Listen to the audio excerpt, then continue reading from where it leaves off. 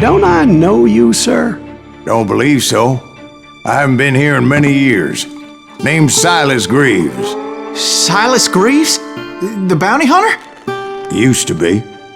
What are you doing here in Abilene? Just passing through.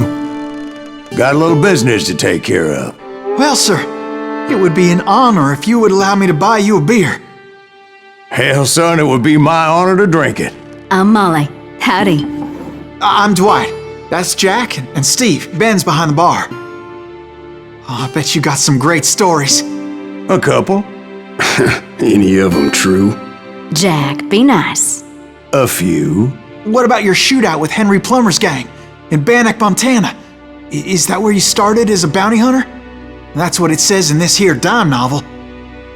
Don't believe everything you read in them dime novels, boy. First man I hunted was back when I was riding with Billy the Kid. You knew Billy the Kid? Damn right. That scrawny son of a bitch had no fear. Wouldn't back down for nobody. I heard he collected the 10 stars off any crooked lawmen who crossed him. It was a war, boy. The Lincoln County War. And Billy promised his regulators would take the life of every bastard who helped bushwhack John Tunstall. Kid had a big chip on his shoulder and a hair-trigger temper. Made him dangerous as hell.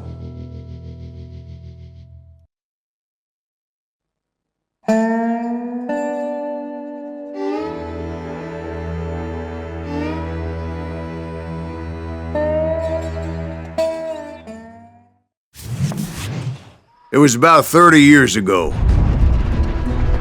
Billy was hiding out in an abandoned farm near Stinking Springs. I threw in with the kid because the man I had sworn vengeance on was riding with Billy's enemies. But before I tell you why I want that sumbitch dead, let me tell you what happened that day. I was heading back to the hideout when suddenly I had this funny feeling. Funny, ha-ha? No, Steve. The other kind of funny.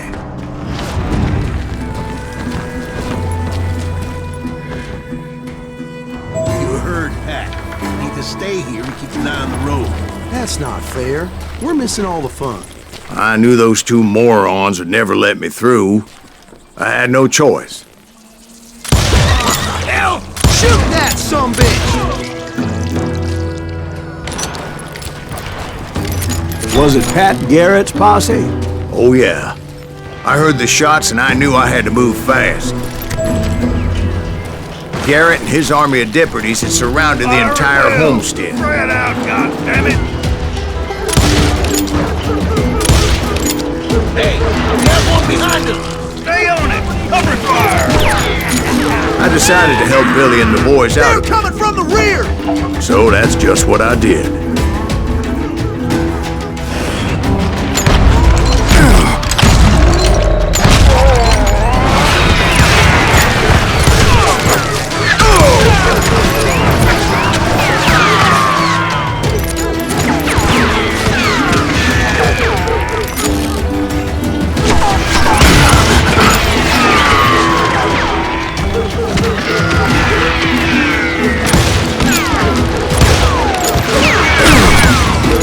As the governor of New Mexico was paying for the kid's apprehension, Garrett was able to hire every gun hand in Lincoln County. I'm putting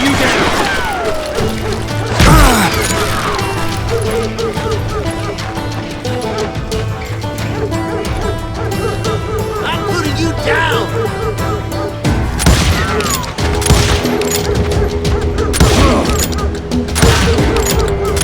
You'll die for this, you hear me? I'll do you myself!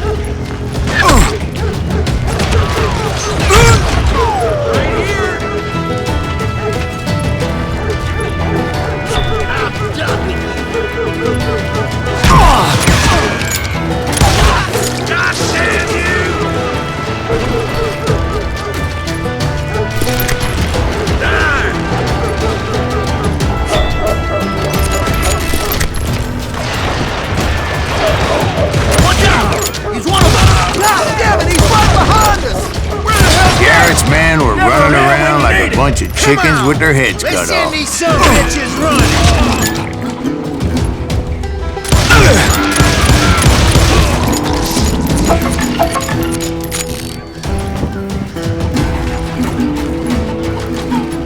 Let's do this! Still, one of them reached the water tower. Not a bad idea. It would be a turkey shoot from up there. What the heck just happened? You think you can...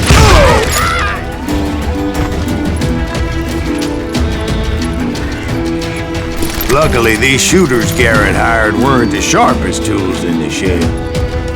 I'm here!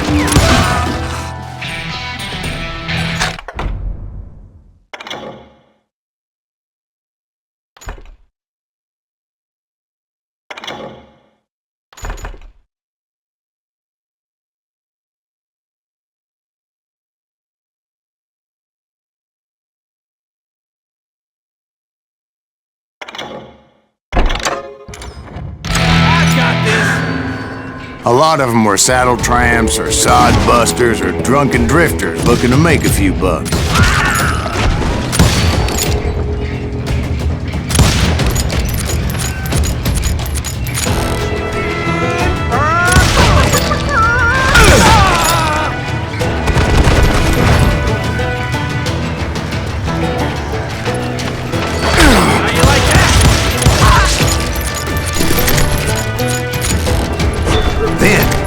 I heard a friendly voice yelling at me from the window. Back door! We'll cover you! Stop aiming, you idiots! Truth be told, things weren't much better behind the house. I cut their numbers in half, but that just made the ones that were left twice as mad.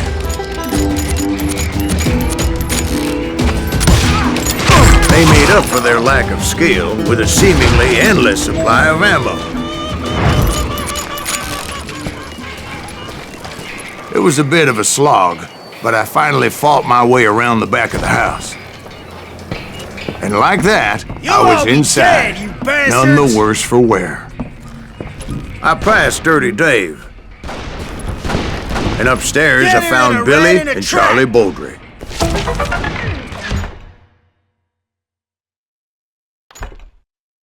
I'm putting you down! How about that? Huh? You like that?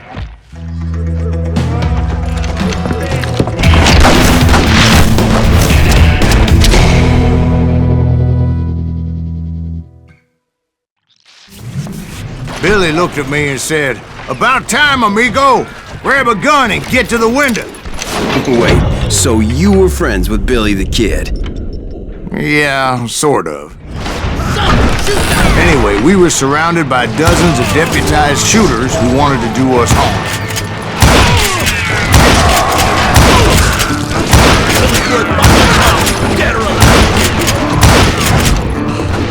I can keep going all day! I think I got one!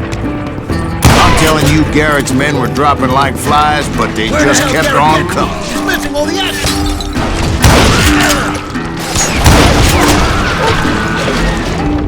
That's when Charlie got hit. "They're catching us in a crossfire!" shouted Billy. "Get to the other side!"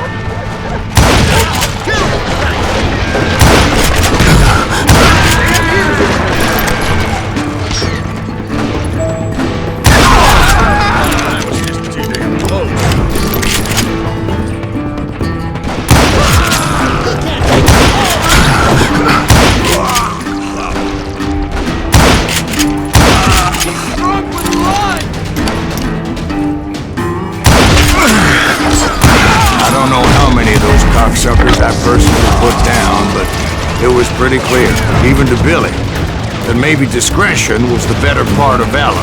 What's that mean? It means that it was time to cut and run. "They got a Gatlin!" Billy shouted. "Get the horses and bring them round back. I'll draw their attention." He directed that order at me, and I thought, why the hell do I have to?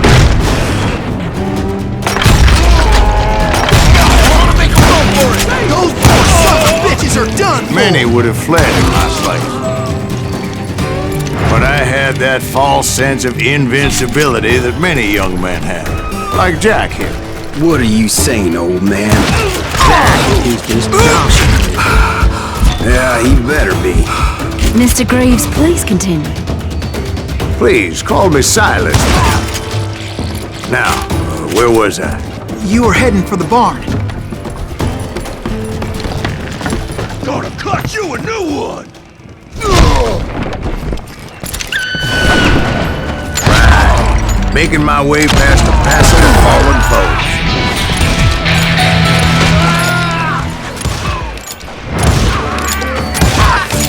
Let's just do this!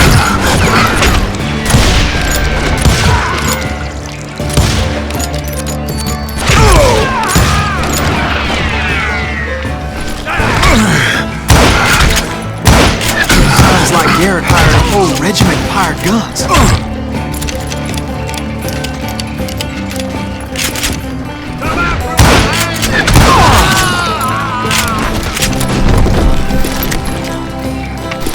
Yeah, and just when I thought I was done with them, more of these hapless bastards would pop up. Finally, I had the stables within my reach.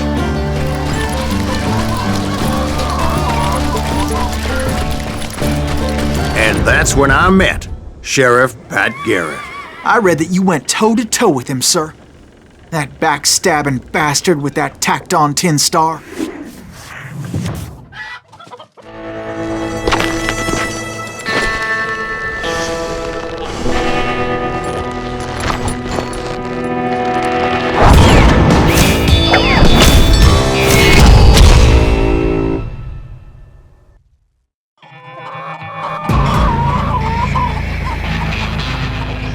You challenged him to a showdown. You read that in a dime novel? It said he showed no fear as he took your measure with eyes like a rattlesnake.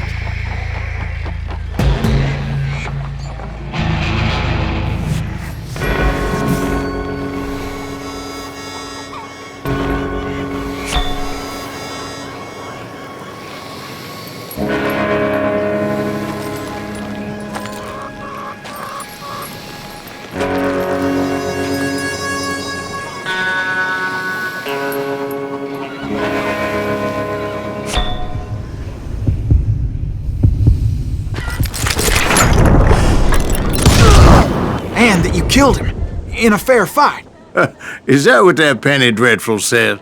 No, boy. That ain't what I meant when I said I met Pat Garrett. So let me start again. I finally reached those damn stables.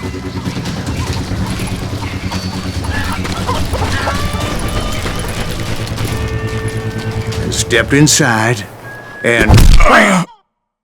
Last thing I heard was Garrett's voice. That's not Billy. And go on, how did it end? And, boy, that was just the beginning.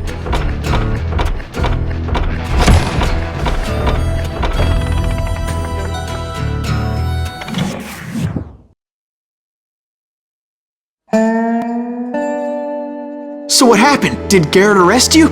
Yeah, after I came to, the bastard had clocked me with his Colt.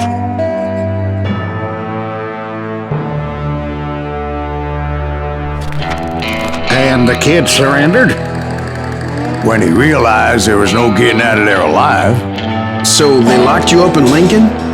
Indeed they did. Sentenced me to hang right along with the kid.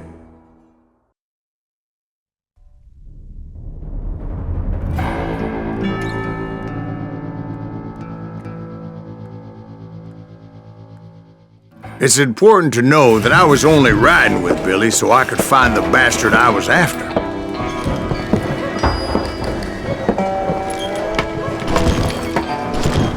He was with John Kinney's gang, and they were sworn enemies of Billy's regulators.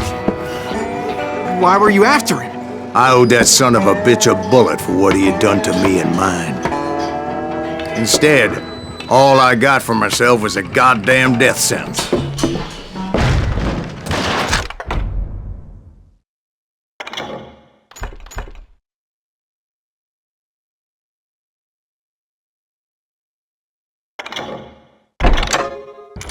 Luckily, it was right around then that I heard Billy make his move. He shot Jim Bell and a few other guards as he made his getaway. Later, they wrote that some lady friend planted a pistol for him in the privy.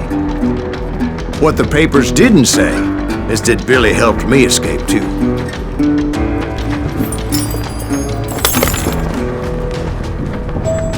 My first order of business was finding a firearm.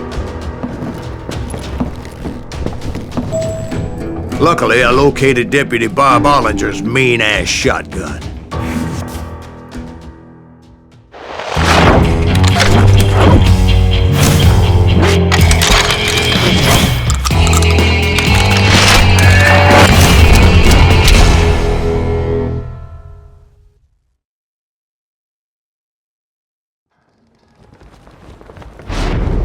I saw Billy through the window, and he yelled that I should take to the rooftops to make my escape. So I did. Anybody see Billy? Son of a bitch shot Jim Bell! Hell yeah. That scattergun was like a double-barreled howitzer. It could blow a man clear off his feet. You hardly had to aim the damn thing. Guards were everywhere looking for him. Can't let the kid get away! Oh my God! Anybody see him? I had to jump from roof to roof like a damn alley cat. I followed the planks where I could, but some of that wood was slippery as hell. The whole town was up in arms. Suddenly, I was a fugitive. How the hell did that kid escape? Dad's gonna kick our ass! So that bastard you were after, what did he do? He did me and my family a grievous harm. But I knew if I was ever going to find him, I would need to get my ever-loving ass out of there. I tried to be stealthy and sneak my way past. You! This town doesn't have a moment's peace. But hell, if they weren't all waiting for me. Apparently, some of them thought I was Billy. Somewhere! See, me and the kid shared a certain similarity in build and coloring. I was just glad I had Deputy Bob's mean-ass shotgun. He hit Sam!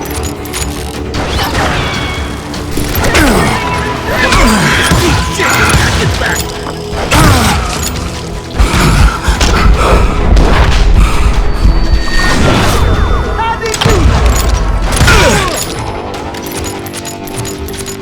Surrender yourself!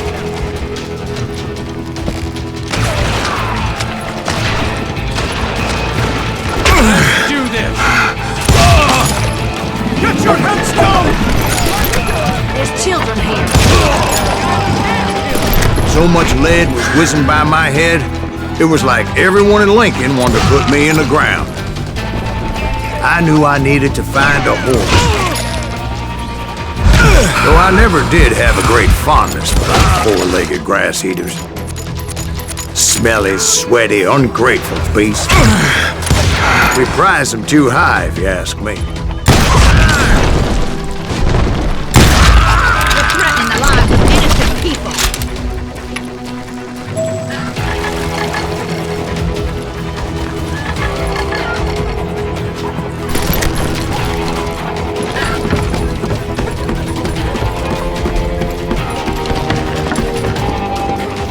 That town's going to hell in a handbasket! But where was the kid while you were busy getting shot at? Boy, you are shit out of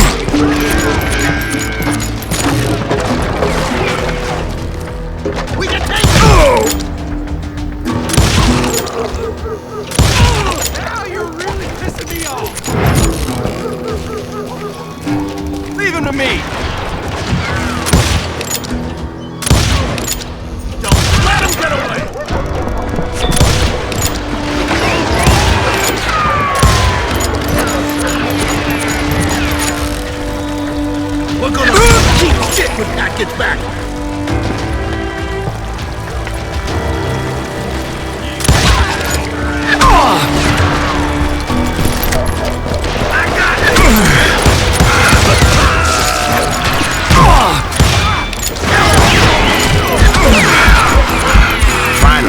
I found what I was looking for. The stables on the edge of town.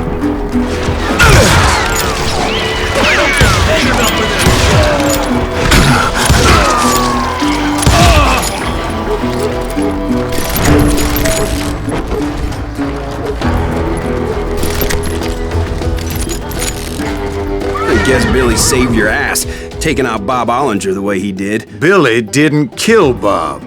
Sure he did. He dispatched him right after he shot Deputy Bell. No, sir. Because Bob came right up behind me, angry as hell that Billy had lit out. "Hello, Bob," I said. "I think you better let me go." And he says, "I don't think so, boy. Not with my shotgun." So we stood there in the middle of the street, eyeball to eyeball.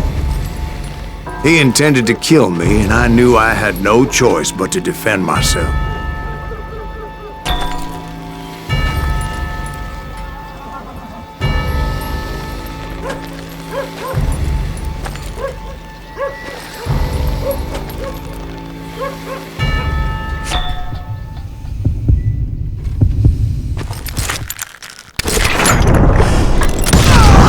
I killed him in a fair fight. Everybody saw I had no damn choice. Well, Lincoln got a mite depopulated that day. So where'd you go after Lincoln? Mexico. Until I realized nobody was looking for me. I ended up taking a job at the Rurales. The Mexican Rurales? I was hired to help them track down the Cowboys. The most vicious outlaw gang in Cochise County? Curly Bill Brocious? Johnny Ringo? Led by old man Clanton himself. They must have paid you a pretty penny to take them hombres on. Not really. But truth be told, I had my own reasons for going after those boys.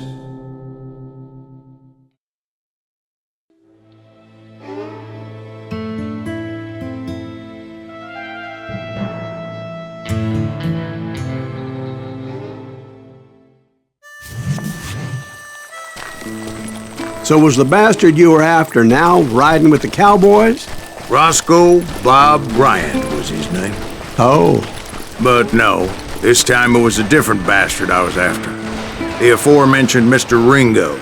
I came upon them robbing a stagecoach, which wasn't surprising, being they were such murderous thieves and bastards. The bandits wore red scarves, so I knew they worked for the old man. Over there! There! ¿Quién carajo es ese?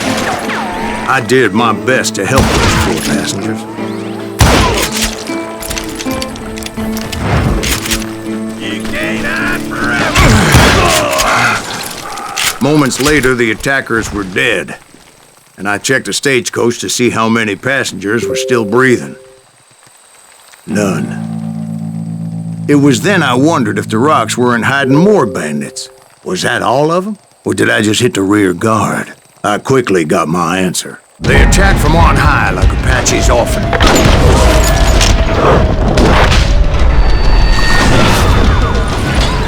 They would appear in great numbers from above and rain down lead on their hapless enemies' heads, making use of the high ground and whatever else they had. Yet the Apaches always appeared out of nowhere, and there never seemed to be an end to them. Hold on. Were you attacked by Apaches? What happened to the Cowboys? Did I say they were Apaches? I said Clanton's Cowboys attacked me Apache style. I was in a pitched battle, but I was holding my own against an overwhelming enemy force.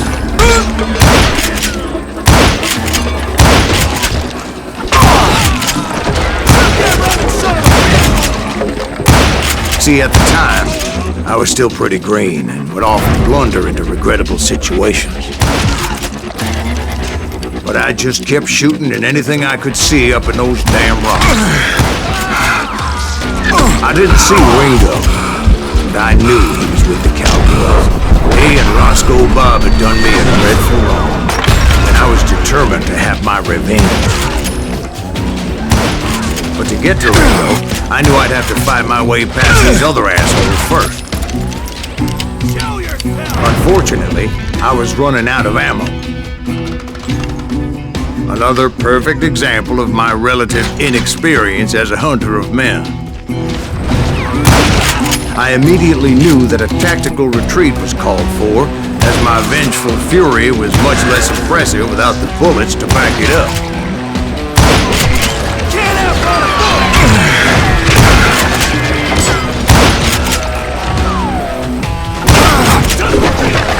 Finally, they managed to corner me.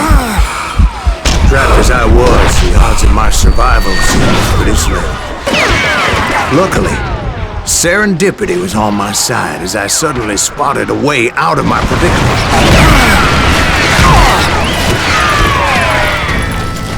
Hard to hit a moving target.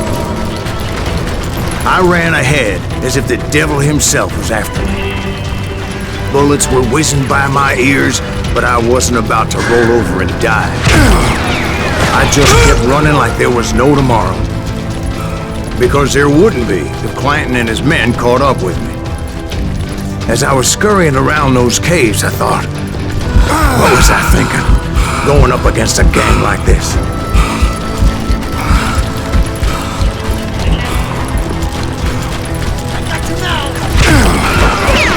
I just kept running, not knowing where the hell I was going. And that's when something miraculous happened. Like manna from heaven, I found the desiccated remains of what looked like an Apache warrior. The old weapon next to him supplied me with some much-needed ammunition.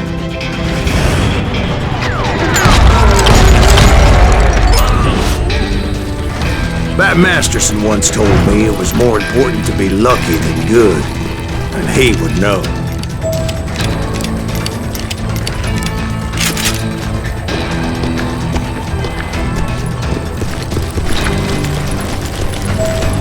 And imagine my surprise when I found a fistful of dynamite to go along with that ammo. That stroke of good fortune evened the odds and bolstered my confidence. It was time to turn the tables. Time for the prey to become the predator. Time for the hunted to become the hunter. Time. All right, Jesus, we get it. They were right where you wanted them. That's right, Jack. I was done running. The old man's boys were not expecting that. No, sir. I came at them like a wildcat. It was finally time for that old man to pay for his sins. What are you?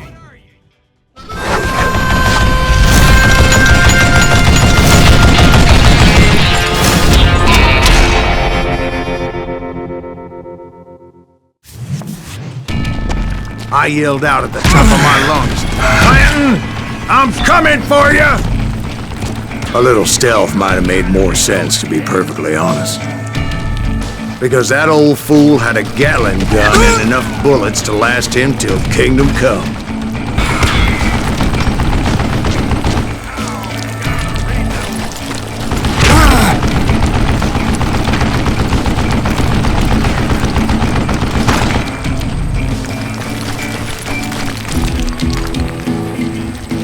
Let me tell you, that was the longest uphill climb of my entire damn life.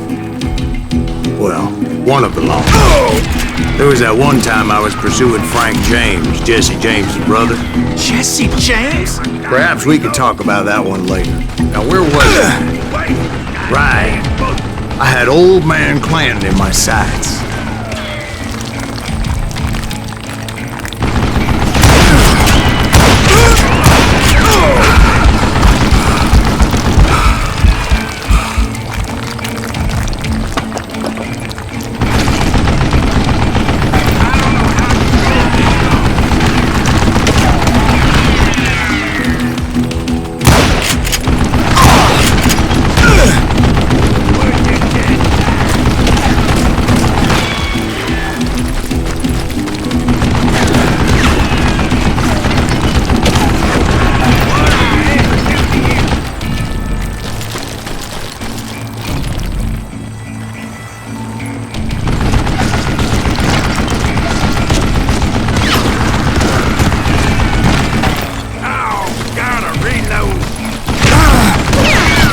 Everyone thought it was the Ruales who had come up against him in Guadalupe Canyon, but it was just me.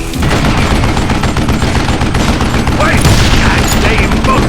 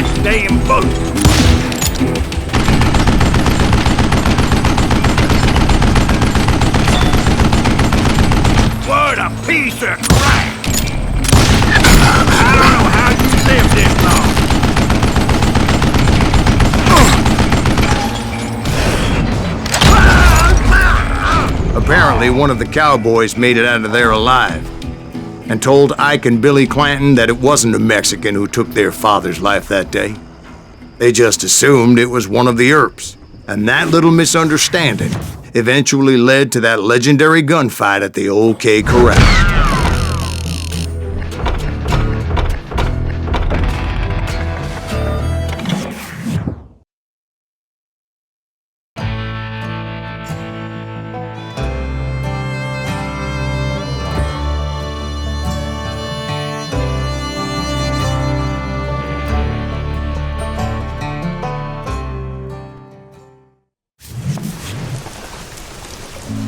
A few weeks after that dust-up at the OK Corral, I was still after Johnny Ringo. I had tracked him and the Cowboys to their hideout at a sawmill, and they were loaded for bear. So, what exactly did Johnny Ringo do to piss you off? Well, him and that other bastard. Roscoe Bob Bryant? Yep. They both deserve to die, and I promise I'll tell you why. But first I need to tell you about the Cowboys' new boss, Curly Bill Brocious. Herb's coming! Get ready, boys.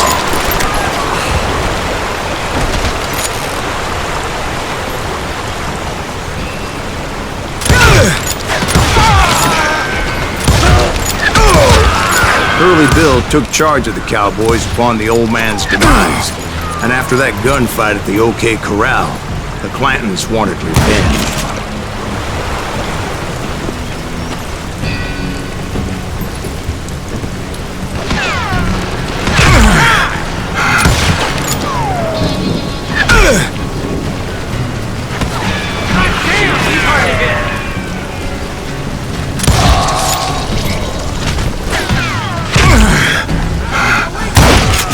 So they murdered Morgan Earp and grievously wounded his older brother, Virgil. That ain't Herb, is it? Wyatt and Doc went on what became known as the Vendetta Ride, hunting those outlaws down. So when I showed up, that's who they thought I was.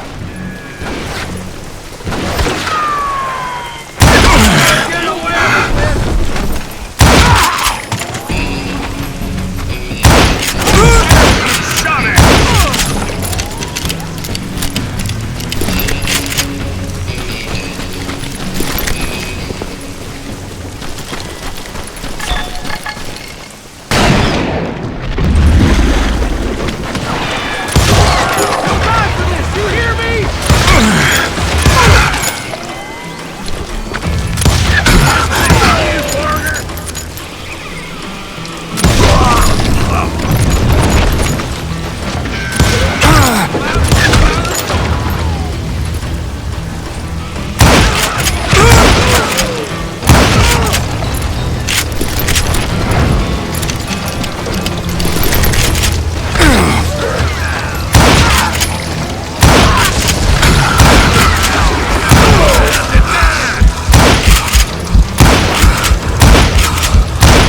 Herb wasn't much of a match for him. Doc Holliday might have taken him. That Lunger should have kept his nose out of it. They never charged anyone for the murder of Morgan Herb. But everybody knew that Curly shot him in the back. That was common knowledge. Well, maybe so. But Ringo had nothing to do with it. He was just being loyal to a friend.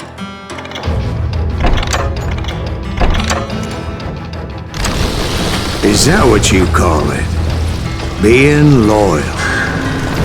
Well, to get to that loyal friend, I had to pass by some buzzsaws as big as a man. Excuse me, sir. I have a question. What's that, Dwight? After old man Clanton died, why didn't his son take over the Cowboys?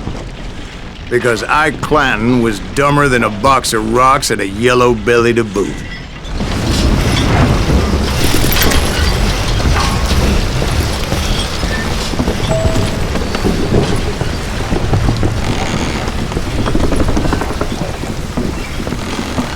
Now, where was I? Taking down the entire cowboy gang single-handed. Indeed I was, Jack.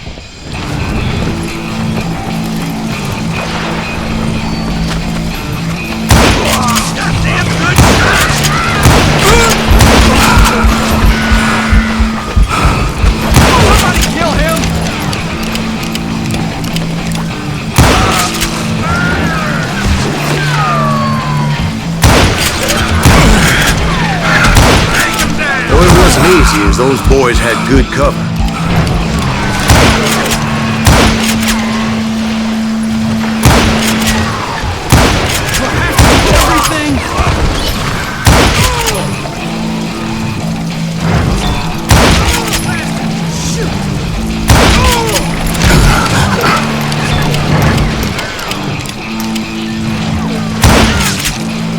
You just met your match.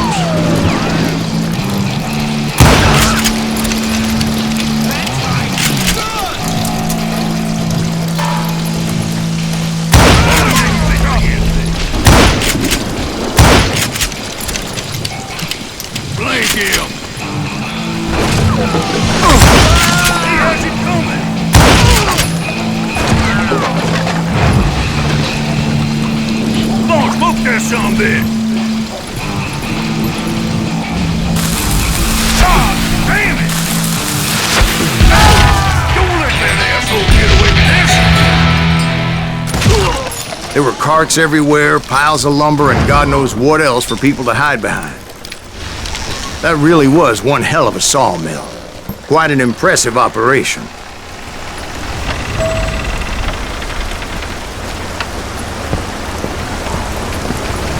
And where was Curly Bill? Did you see him? I'm about to get to that, Ben. Patience. I'm painting a picture here. There was this beautiful waterfall and a crystal clear stream that led to a verdant valley that was truly... Consider your picture painted. What happened next? Well, finally the bastards that were still alive made a last stand.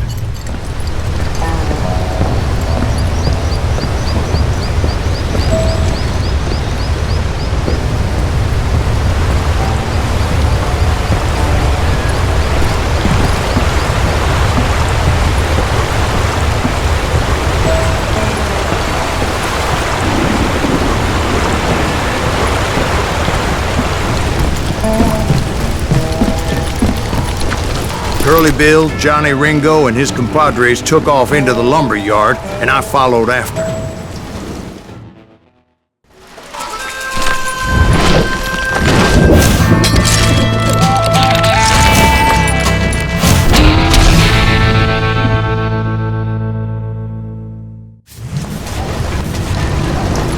Are you saying they ran? Cowardice was not in Ringo nor Curly Bill's nature. No, sir. I never said they were running scared. They just wanted me out in the open.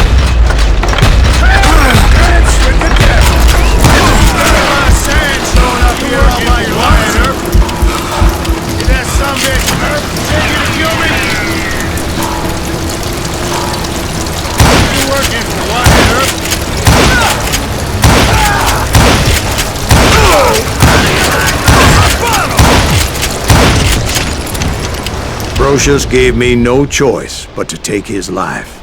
But Ringo was nowhere to be found. I knew you didn't kill Ringo, because he was found dead in a different location altogether. To this day, his killer is still unknown. Indeed. Took me a few months before I finally tracked his ass to West Turkey Creek Canyon.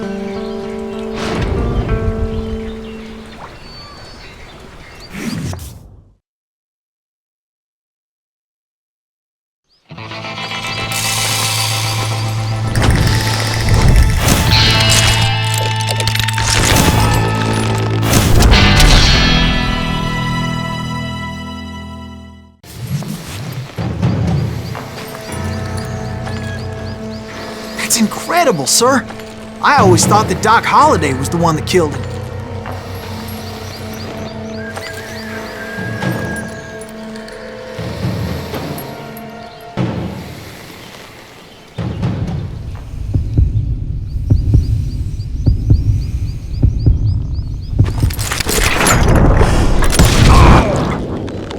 Sorry I had to ruin the legend for you, boy.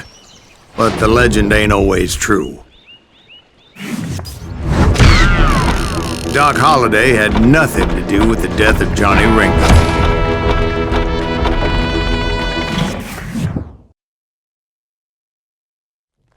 I was paid a healthy bounty for Ringo and Curly Bill, and realized there was real money to be made.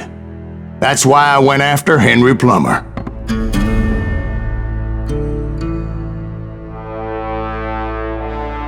Wasn't he the sheriff who augmented his income by shaking down miners and robbing gold shipments? That's the one. Oh, yeah, I remember him. He ran that gang of thieving outlaws called the Innocents. So it's true that you went toe-to-toe with him? Indeed I did, son. Indeed I did.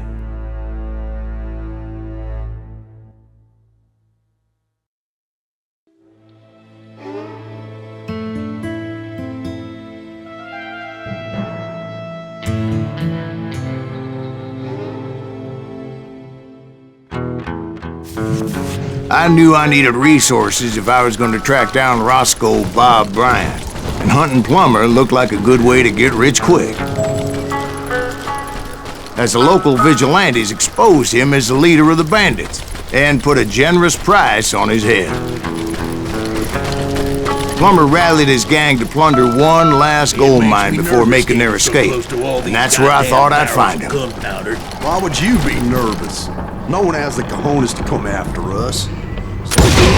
As my late father pointed out to me more than once, God made men. Samuel Colt made them equal.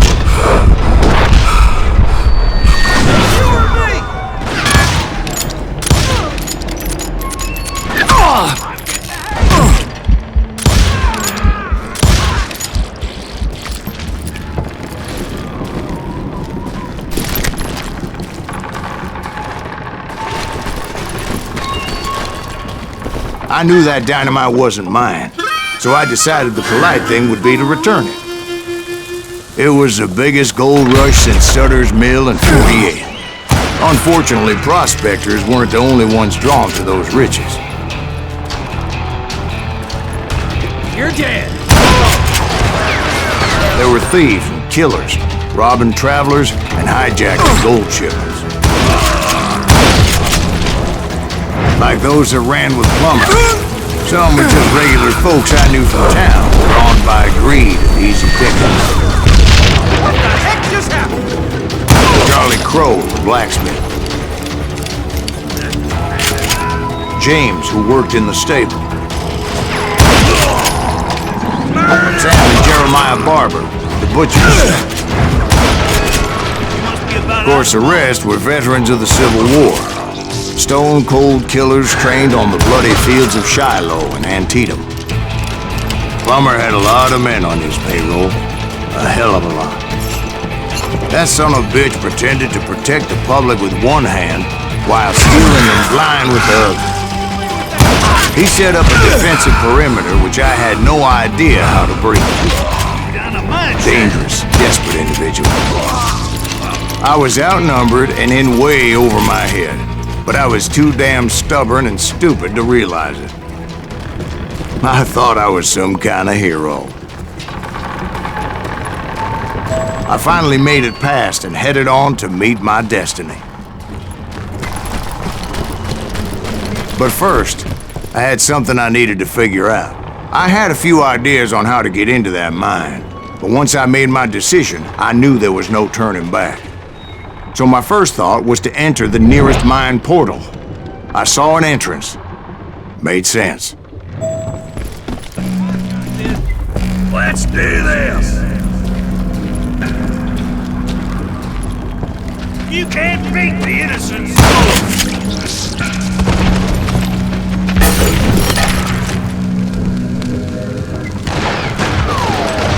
This is our goal now. You can ride, but you can't hide.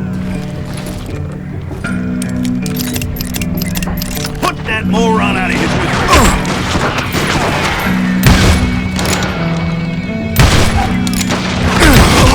Okay, now you're really pissing me off. You ain't beefing me. Besides, once you enter a mine like that, it's easy to get all turned around.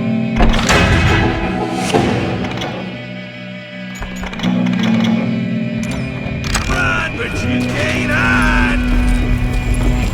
And that confusing maze of corridors wouldn't even be the worst of it.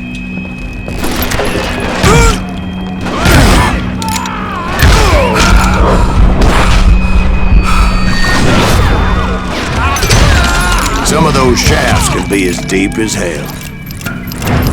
I do not deserve to die like this.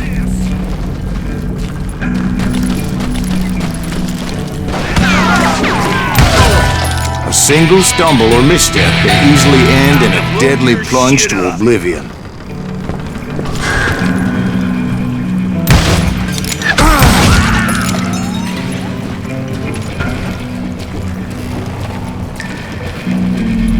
Quick reflexes often make up for a lack of common sense. Luckily, I was never one to be easily bushwhacked. I would just need to be careful not to blow myself to kingdom come.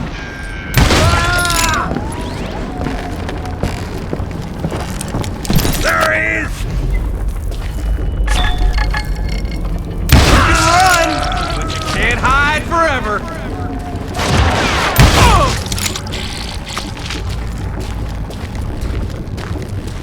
One wrong bullet could have turned that mine into a dad-blasted tube.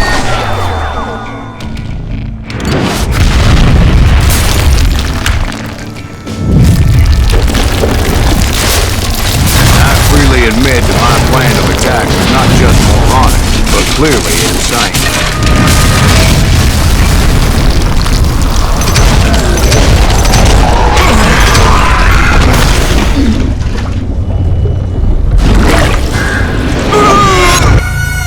It's a good thing that I abandoned that ridiculous plan before I even tried it.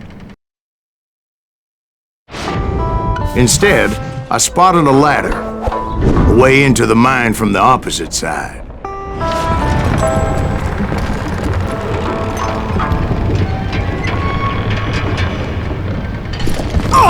It was a long way around, but that approach seemed more sensible at the time.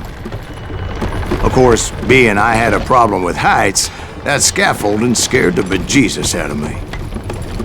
Climbing down that ladder required some caution, because even though I had a younger man's reflexes, I was determined not to give up, however.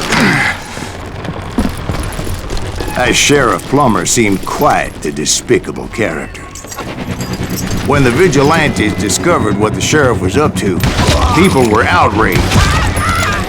That 10,000 they put on his head would go a long way to helping me find old Bob. I had made it my mission to settle that score come hell or high water.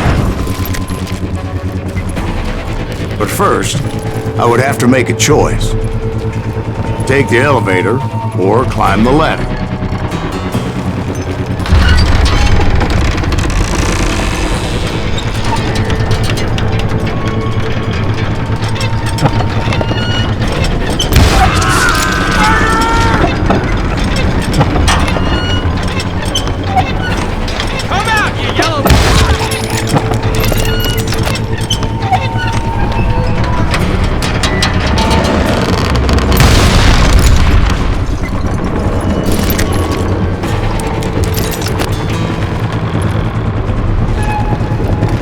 Plummer was a mad dog killer, and the people of Nevada City deserved better.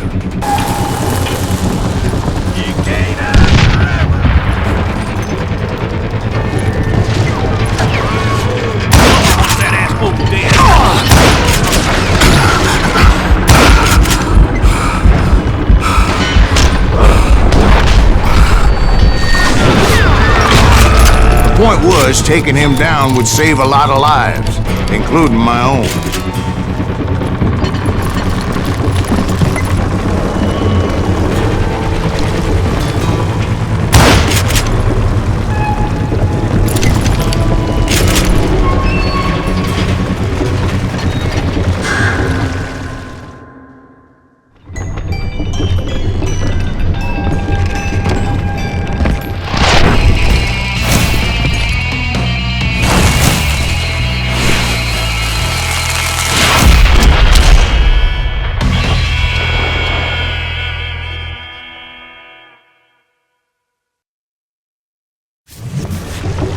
This is gonna hurt! Well, this day is just getting worse and worse for you, ain't it? Henry Plummer was clearly unhinged, and I could see right away that this was gonna take some doing.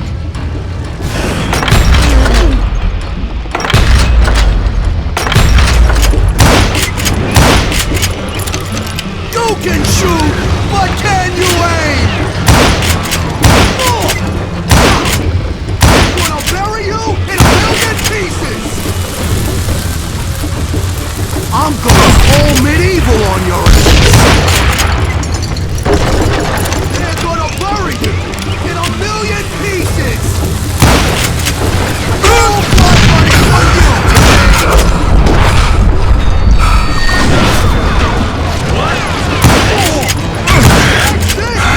Son of a bitch!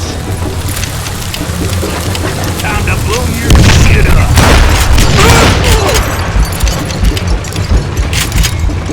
They're gonna bury you in a million pieces! Plummer wants that asshole dead.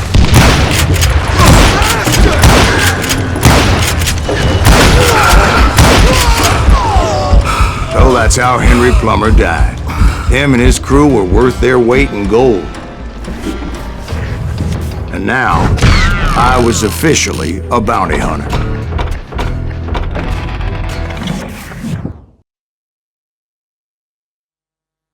So, did you finally go after that Bob feller? Well, I heard word he was in Kansas with John Wesley Hardin. So that's where I went. Where in Kansas? Abilene. Why do you ask, Ben? No reason. Was Hardin as fast as Ringo? Ringo was fast, but John Wesley was as fast as the devil himself.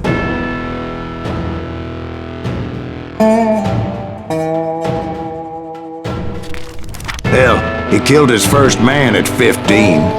From that day forward, he had a price on his head and wouldn't back down for nobody, not even Wild Bill Hickok himself.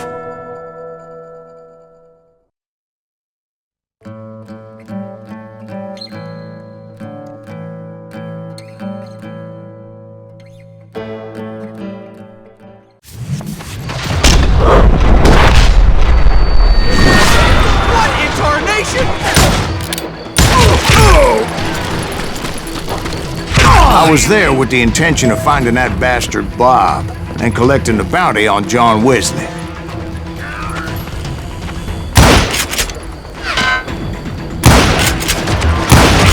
Shot at him.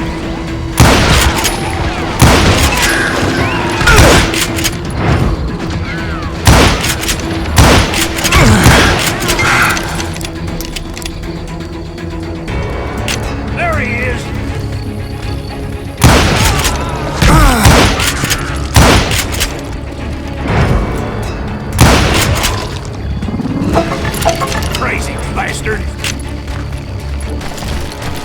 I thought the Texas Rangers got Hardin.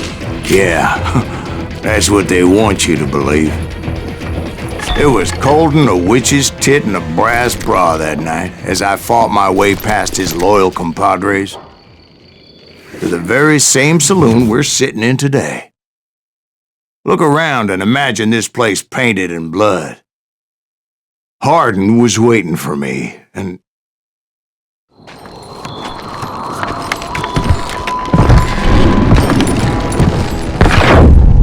Wait, I'm jumping the gun here. Let me back up and give you some background on this sumbitch. He deserves that much. Don't you think so, Ben? John Wesley Hardin was a killer. By the end, he confessed to taking the lives of 42 men. He was a bona fide folk hero by then, and had amassed a gang of armed miscreants and other assorted thugs. God damn it! Shoot that son of a bitch! Get away with that! Most of them were wanted as well.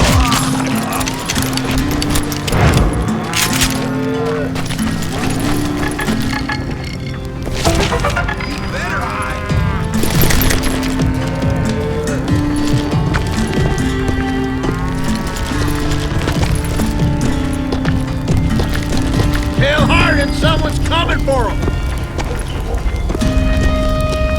Stop that son of a bitch!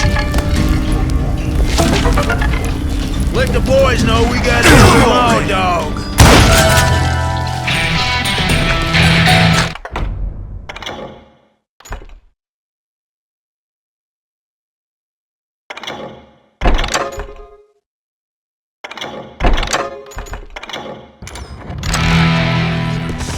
Bitch!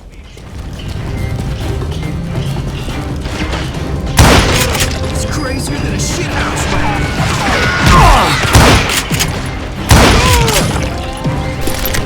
I wondered if Bob was among them.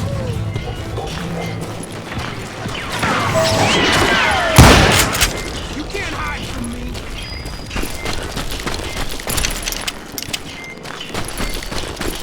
And I steeled myself for the fight ahead. For as good as I was, deep down I wondered if John Wesley wasn't just a little bit better.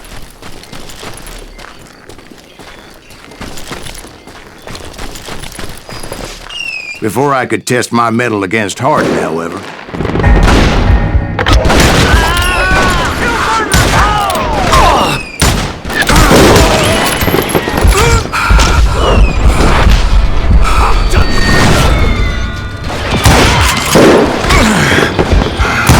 Watch where you're shooting! I guess you had enough, There he is!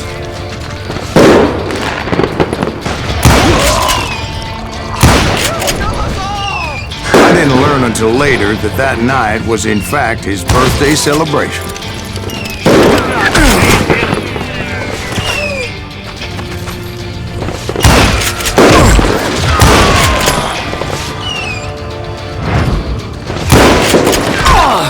Holes in him!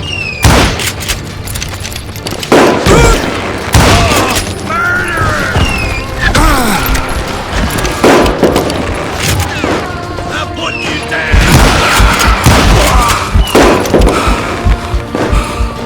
Show yourself, coward!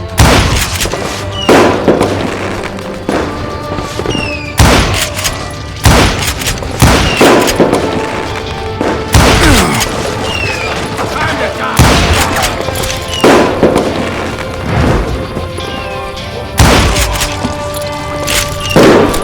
I think I already mentioned that I found Hardin in this very saloon.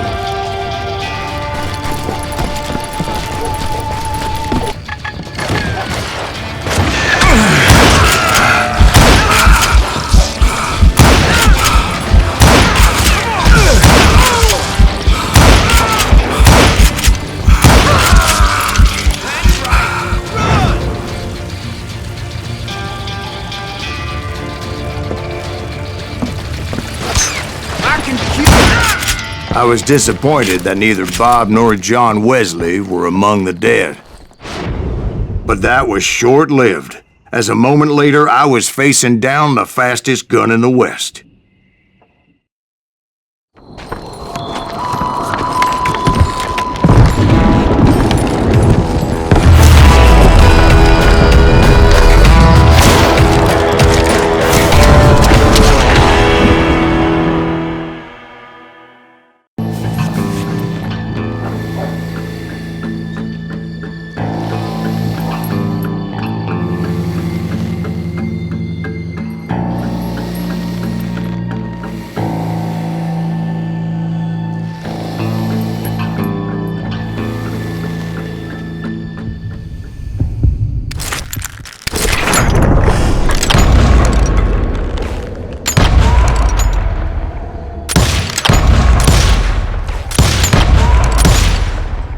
That man was faster than greased lightning.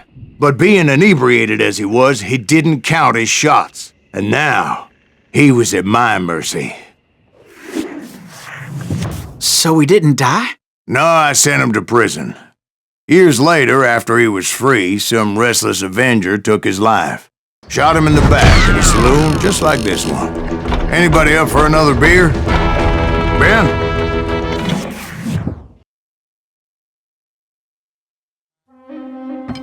Thank you, darling. Yeah, some say revenge is a dish best served cold.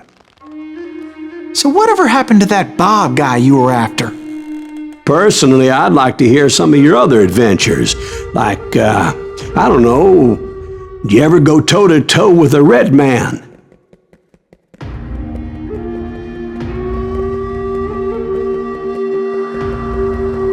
Yes, I did, Ben.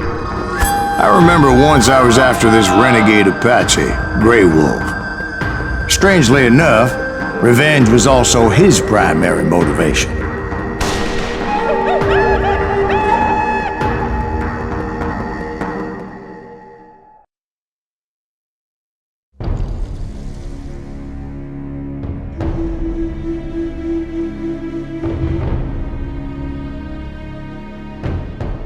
A bounty was put on Grey Wolf's head, and that's how I came to hunt him in the mountains. Mountains so high they tickled the nether regions of heaven.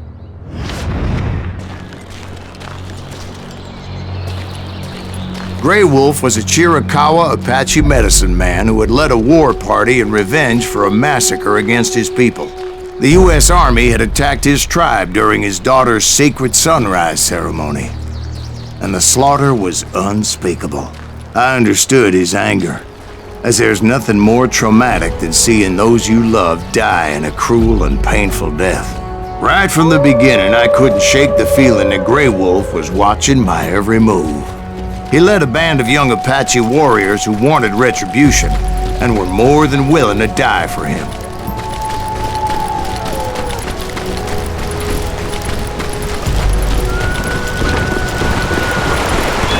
They saw me before I saw them.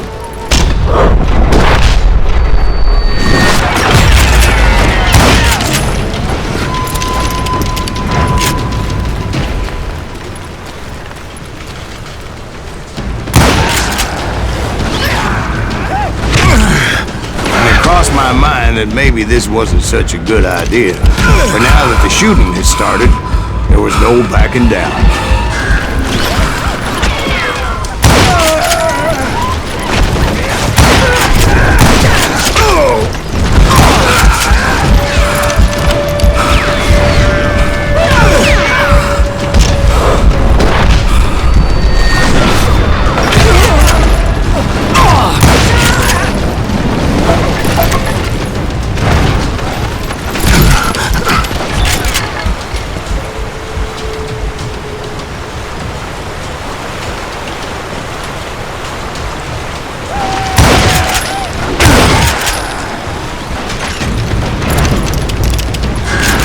It was rugged country, the winter home of the Chiricahuas, and that's why they had retreated there.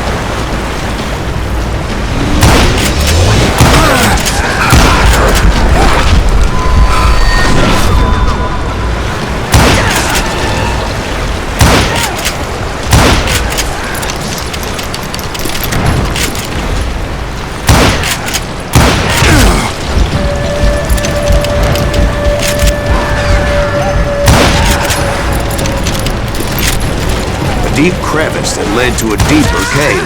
Don't tell me you went in there. Yeah, but it's not out of bravery so much as pure, angry cussedness.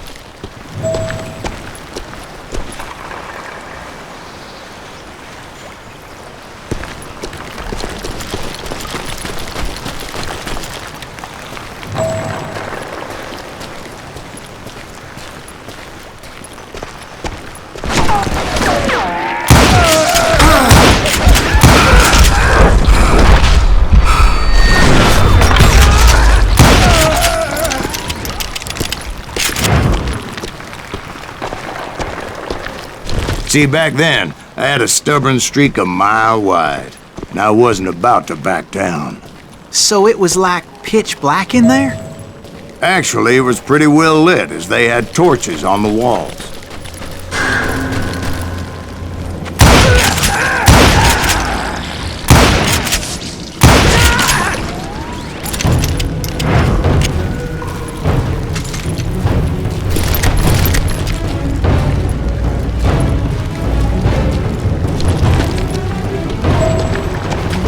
How big was his cave?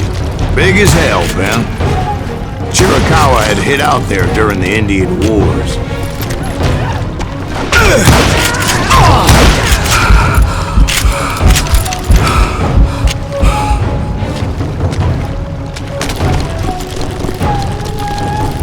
They thought it was haunted with the ghosts of those murdered by the horse soldiers. The cave was haunted with dead Indian ghosts? To be honest, I was more concerned with the live ones than the dead ones.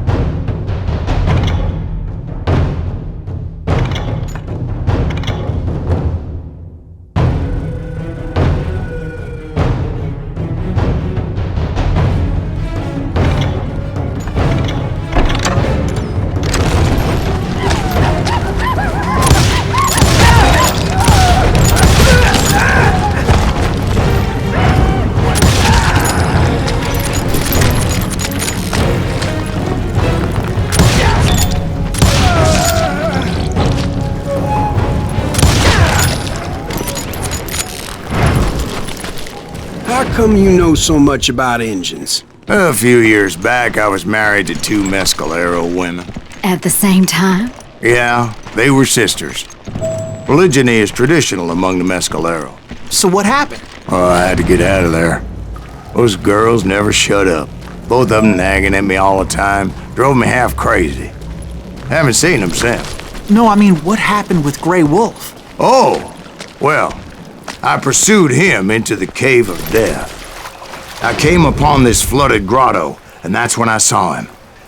He came to me unarmed and unafraid. His voice echoed in the shadows, and I sensed he meant me no harm. You carry great darkness in your heart, and if you do not release it, it will claim your soul. The sound of his voice put some kind of ancient Indian spell on me. As his story unfolded in my mind. You will come to this place again and kill many more men, and the darkness will grow until it consumes everything that you are. The soul would have no rainbow if the eye had no tears. He said I was a great warrior, a coyote man, unequaled by any other pale-faced warrior, or something like that. The snakes will bite shadows of your past until a venom poisons your heart, and an echo of the song of the dead summons the spirits deep from within the mountains. I didn't quite get what he was saying, but there was definitely snakes.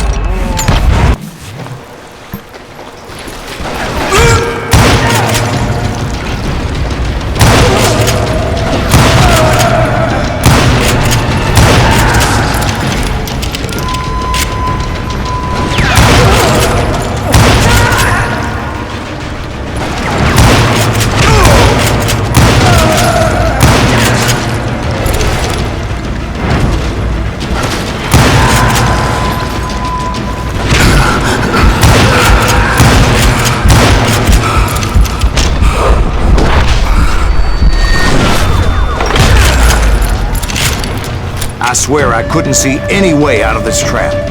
But suddenly, one just appeared, kind of like a miracle.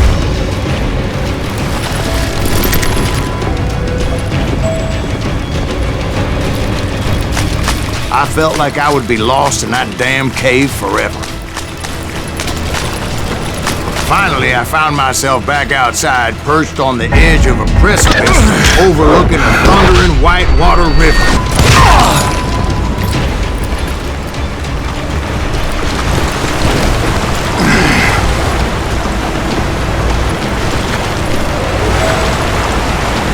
I chased after him, determined to make him explain the meaning of all that mumbo-jumbo.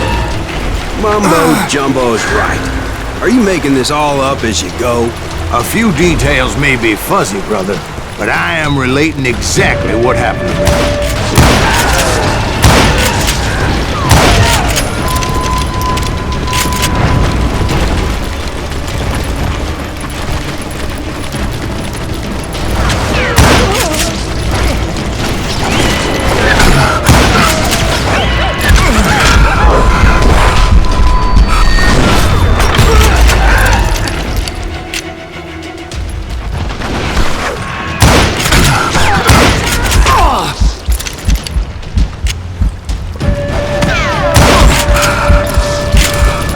Steep climb up creek ahead of me and scrambled up those rocks like a mountain goat. I was determined to locate Grey Wolf and find out exactly what the hell he was trying to tell me. And wouldn't you know it, that crafty son of a bitch led me right into a trap. What kind of trap? Well, son, there had to be at least 100 Apaches around me.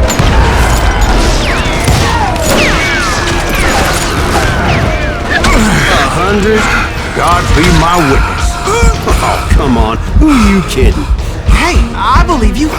Come on, tell us how it ended. All right, but I'm not gonna drag this out. Where were we? You were surrounded by 100 Apache warriors. Well, I didn't take the time to count them exactly, but there were a lot of them.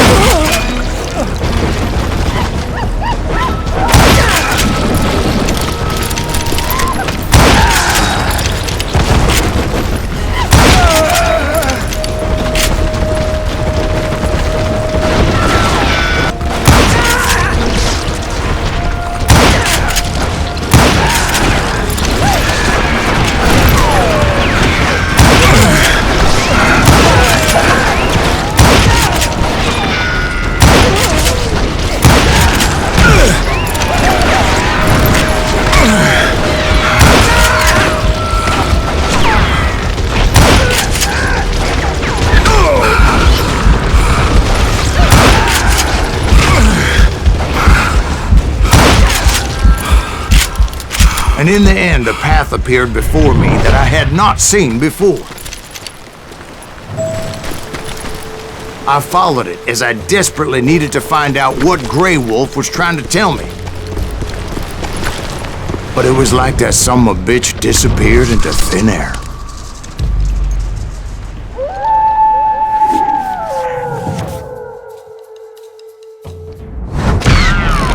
Never did find him. And never did collect my goddamn bounty. Thank you, darling. It's interesting how the truth can sometimes seem, might malleable, depending upon your point of view. Like how those dime novels make you out to be something you're not? Jack, don't be starting trouble. No, he's right. They do tend to exaggerate. Did they exaggerate your part in taking down the Daltons? Well, I was there in the flesh, boy, so I saw what happened firsthand.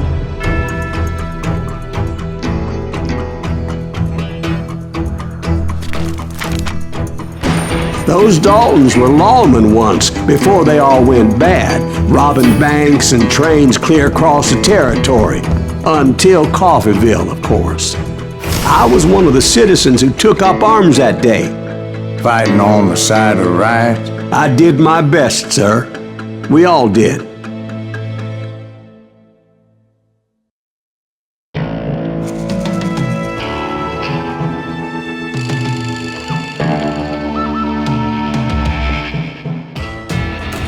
It was early morning. One of my friends was a local gunsmith, and he handed out firearms to anybody who'd take one. You see, the Daltons got it in their heads to rob 2 banks at the same time. 2 banks on the same damn street. Story was Bob Dalton's girl was always writing about how he had no ambition. "Oh, you're nobody next to Jesse James," she'd say. Finally, the bastard took his brothers to Coffeyville just to shut her up. Well, the locals recognized the Daltons right off. Before they could get away, half the town took up arms to defend their property.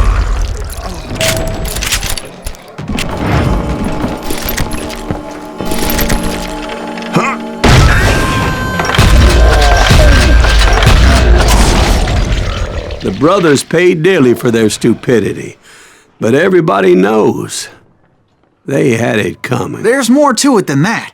I read all about that day, so I know for a fact that it went down very differently. First of all, it was high noon. A posse of U.S. deputy marshals were on the rooftop across the street. Get ready, boys. They're gonna make a move.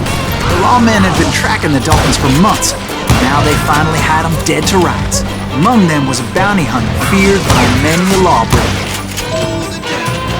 The marshals tried to get the Daltons to surrender. They'll give up eventually. We just gotta wait to see the bitches out.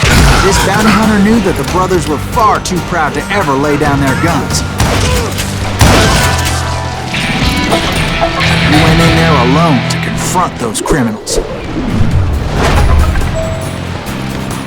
One of the marshals shouted, "Where are you going? Are you crazy?" Hey, where do you think you're going, dumbass?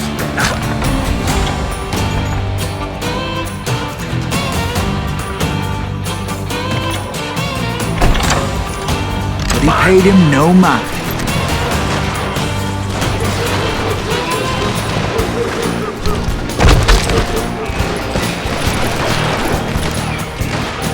He saw a way to get around to the back of the bank. Then he figured out how to hit the Daltons from a direction they weren't expecting.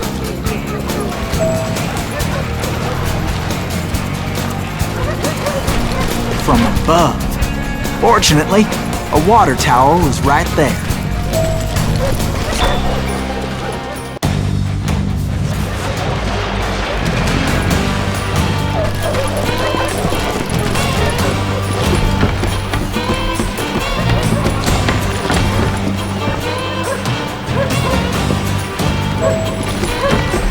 A moment later, he was climbing up a steep ladder, laughing at danger as he did. It was brave men like him who risked their lives to tame this wild country.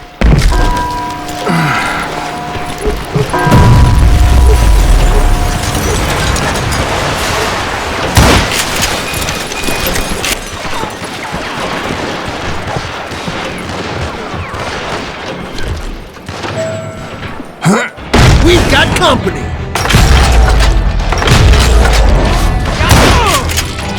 Heroic men like him, who did what other men couldn't or wouldn't to make this country free. Is that Silas Jim Greaves? Booth, Son of a bitch! died defending the Alamo.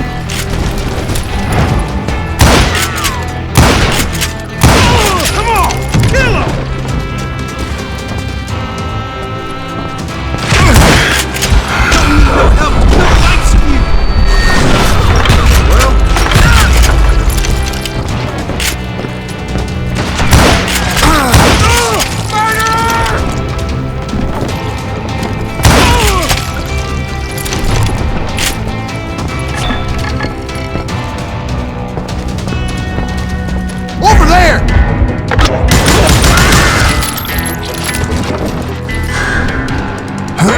Silas Greaves!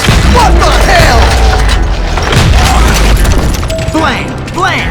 He came away victorious, taking down those thieving Daltons.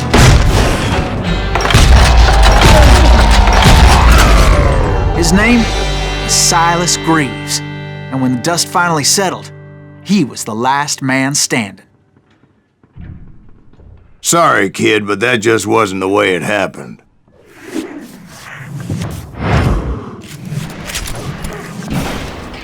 It was early evening, not high noon.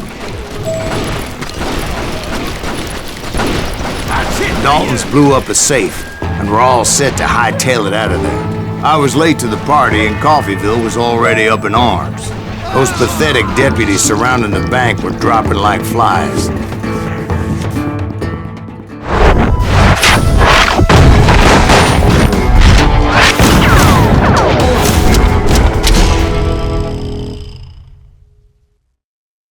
I'd been tracking those jokers for months, waiting for them to do something reckless. And finally, they did.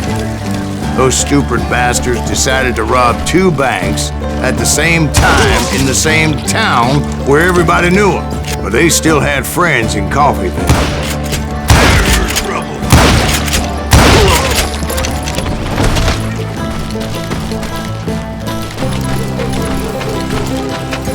Hey, you got us a hero. What's holes in them?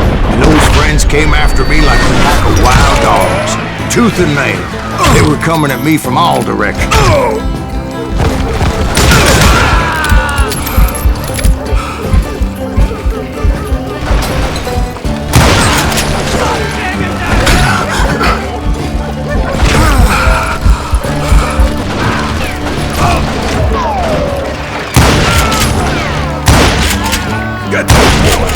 Shoot him down! They ain't getting away with this! Come on, we gotta get out of here. I think they know who we are.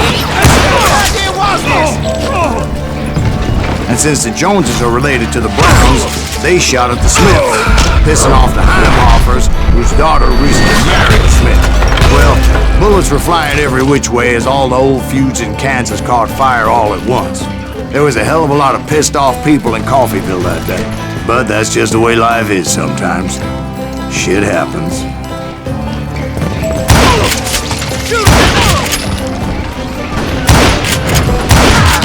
God damn you! You can run! Can't hide forever! You ain't stopping me.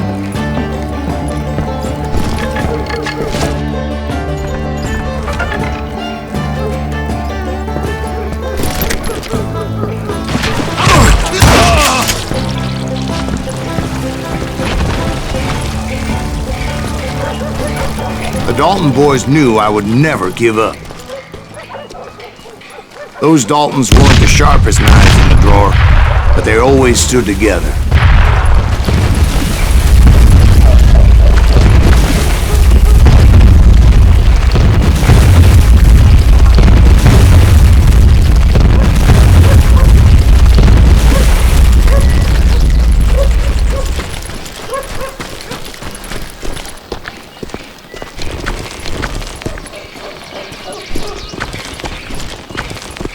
Emmett, the youngest, and he decided to stand his ground and face me. I'm gonna tear you apart!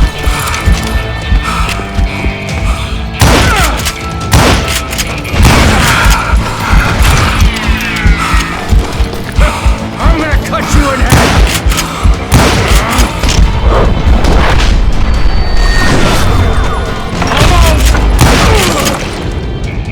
But Emmett Dalton survived the robbery in Coffeyville. He's the only Dalton who did. They say he was shot 23 times. Well, Dwight, who do you think put all those damn holes in him?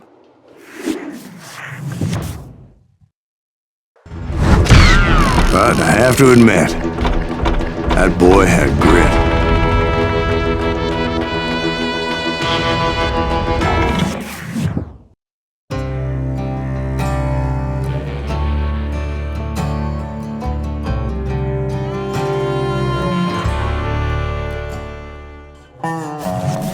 We'll get those suckers. It took me a couple of days to track the Daltons down. They can't get away with this. And in that time, a whole posse of local vigilantes offered to lend a hand. We'll track him to the ends of the earth. They seemed as determined as me to find those outlaws. But as we headed into those swamps, it was like I had my own private army. There was no way those boys were getting away this time.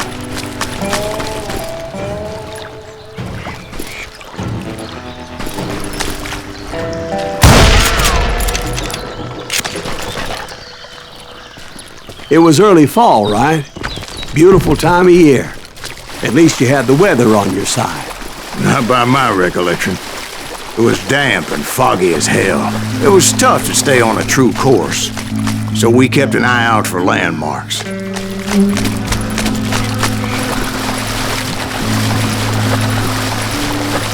It was autumn. The maple trees were in full color, red as blood.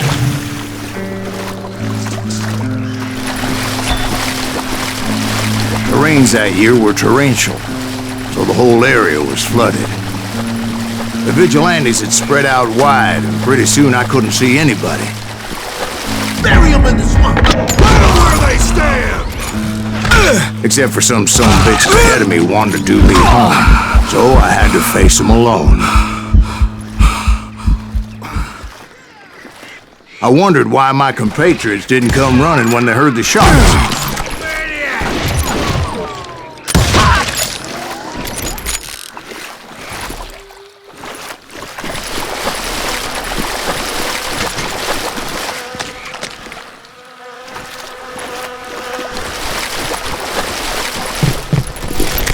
So did you find the Daltons? Not yet, but I did have the questionable pleasure of meeting a few of their friends.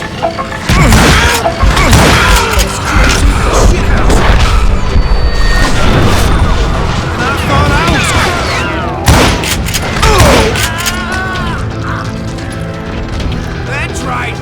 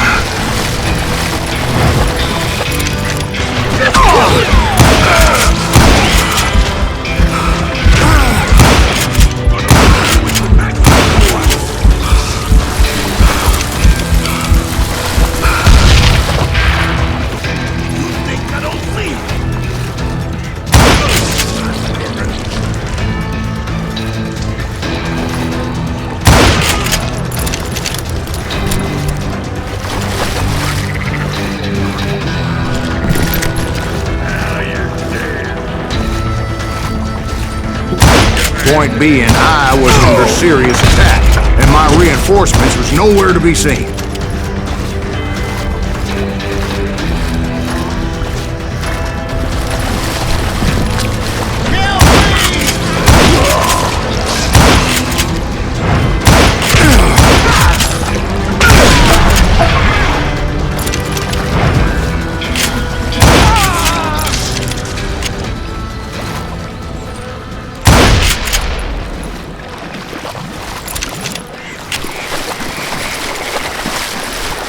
But luckily, a barn materialized as if right before my eyes. I scrambled up top to get a better view, but just ended up falling inside. So, how did you get out? The barn doors was open. About right then, I saw some suspicious characters running for the bushes. Of course, I followed them.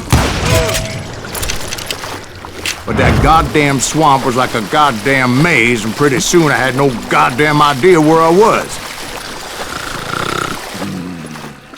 Steve?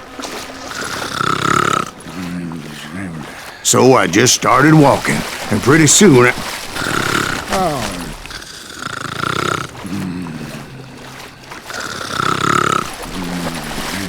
Steve?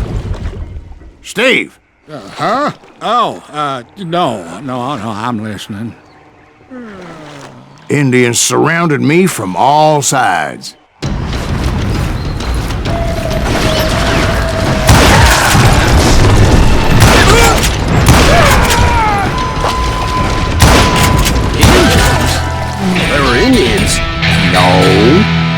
I just wanted to make sure Steve was paying attention. Now, where was I? You were following the Daltons through a swamp? That's right. See, Steve? Dwight's paying attention. No, I'm listening. I was just resting my eyes. So, where was I? The Daltons. Right. See, there's a reason so many outlaw gangs are made up of brothers. Being a brother is a very sacred thing. It's a bond like no other.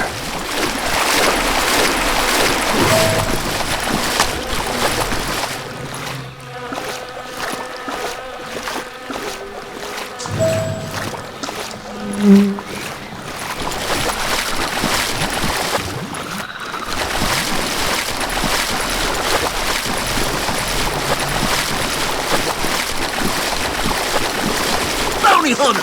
Stop that, son bitch! So did you ever find the damn Daltons? Not yet, but I did find a few of their cousins. You Kansans breed like rabbits. More Smiths or Heimhoffers or who knows what. But hell, what's more important than family?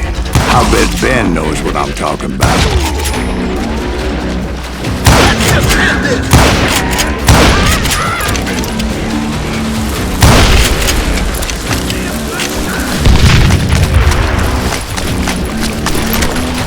Bury him in the swamp!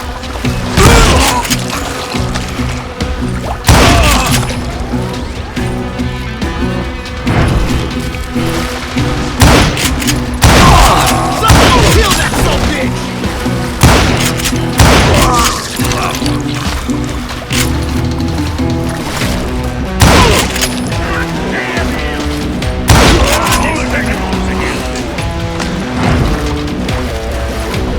What are you gonna do? Oh, now what? Now you're in trouble. Can you shoot around corners?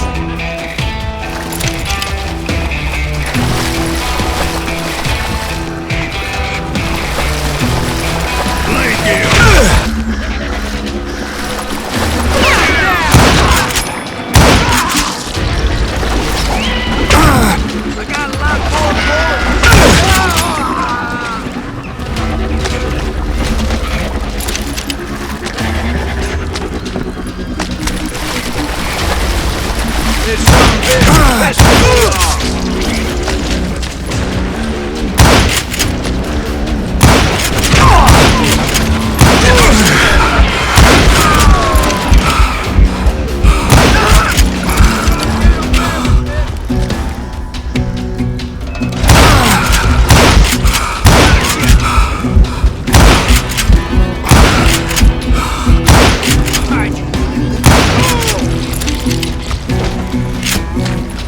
Hell's a coming.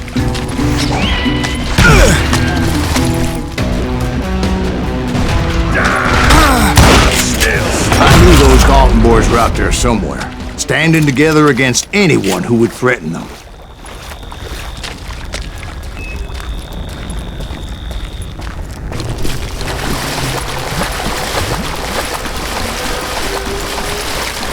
And that's when I saw it. A goddamn steamboat. A steamboat in a swamp? Yeah, Steve, but this wasn't much more than a wreck, really. But how'd a damn steamboat end up in the swamps? Guess it floated off during the flood of '89. Now, was it a stern-wheeler or a side-wheeler? What? Does that really make a difference, Steve? It was a steamboat with a goddamn army on board. It was then that a fusillade of bullets come raining down from on high. And those vigilantes who accompanied me weren't anywhere to be found. But among those men that were shooting at me, I thought I saw some familiar faces.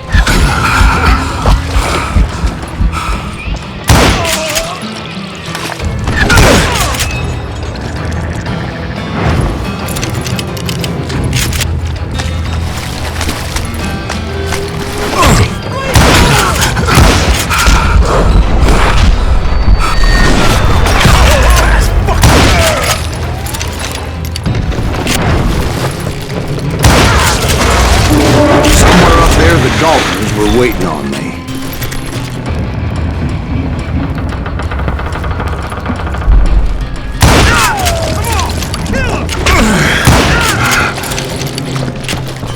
Sounds like you don't give up too easy. That's the kind of man I am, Ben. I set out to do something, I do it. Surrender just ain't in my nature. Plus, I'm stubborn as hell.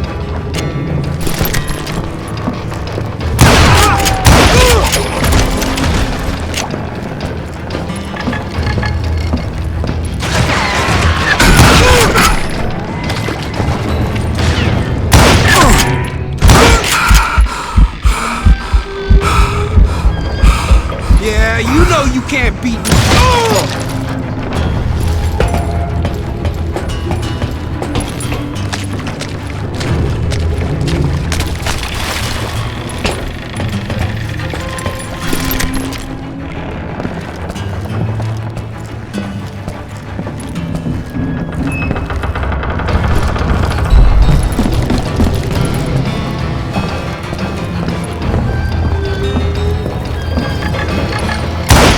Right about then, much to my relief, the vigilantes finally arrived.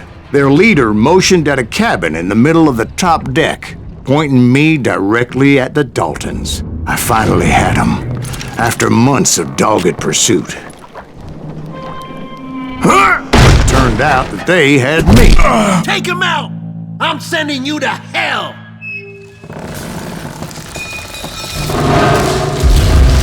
The Daltons had played me like a fiddle. Apparently, the vigilantes were on their damn payroll. They didn't just want to shoot me. They wanted to burn me alive. But finding my way out of a burning labyrinth proved to be quite a challenge. It was a riverboat, right? I mean, it's not like it was a goddamn ocean liner. Well, yeah, but I was in a Did you hear about that ship that's gonna launch next year? Largest one in the world. We're talking about the Titanic. If you ask me, it's too blessed big. I don't think it'll even float. So anyway... Don't be stupid, Steve. They know what they're doing. They say that the Titanic is unsinkable. Oh, God. But getting back to that steamboat, how'd you get off it, Mr. Greaves?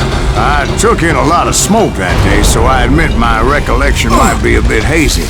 But somehow I managed to finally disembark. I was coughing up smoke and pretty damn pissed. I was done playing games with those boys.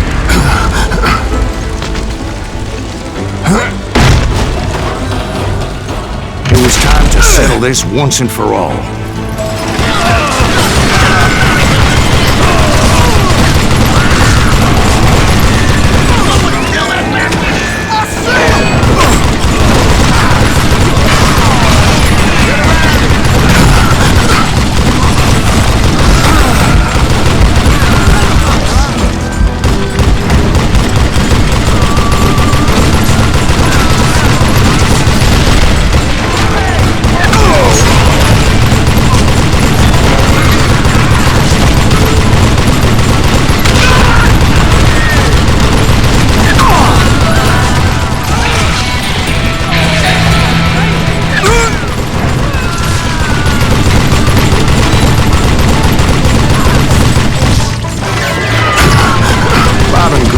About to come at me one at a time. They were in this together.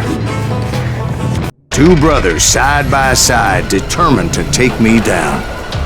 Confident that this time the odds were on their side.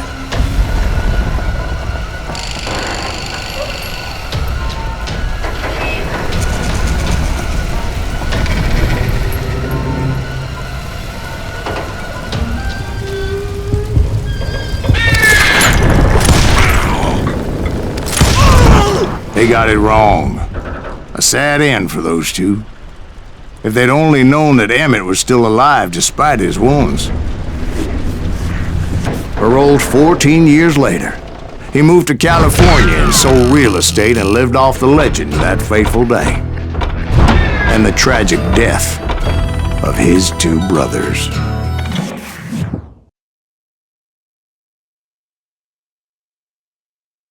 My own brothers died tragically as well, truth be told.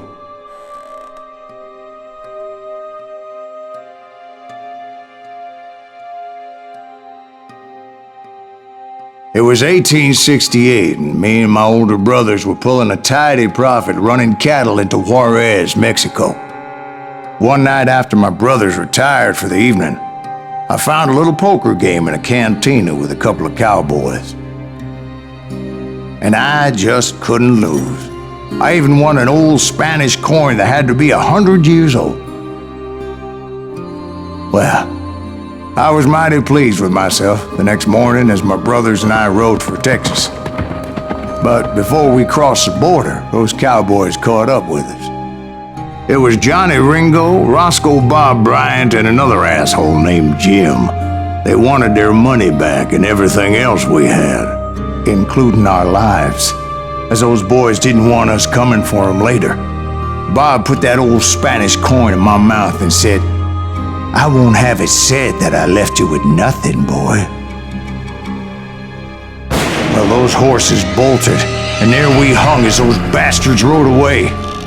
The branch finally snapped under the weight of the three of us, but being my older brothers were bigger and heavier, they were already dead. And right then I swore to myself that I would avenge them. Ringo you know about. But Bob eluded me, until I heard he was riding with the Wild Bunch.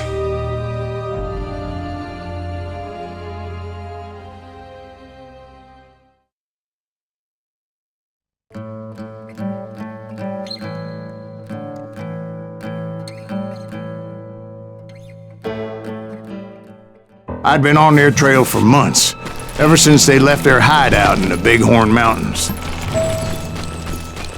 Led by Butch Cassidy, they were a loose association of outlaws who robbed banks and trains from Colorado to Montana. Among them was the Sundance Kid, and that murderous hombre I was tracking, Roscoe Bob Bryant. Well, I assumed the Wild Bunch was likely in the still intact part of the train high above, so I had no choice but to make my way up through the passenger cars dangling down. I was determined to make that sumbitch Bob pay for what he did to my brothers.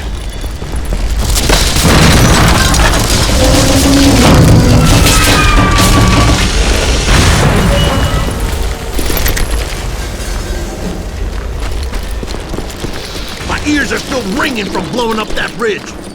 Well, I made my way off unscathed and came upon a few members of the gang and had no choice but to dispatch them. From there, I had to negotiate an even more precarious route. My ears are still ringing from blowing up that bridge. What'd you say? Who's that son of a bitch? Is that goddamn Pinkerton?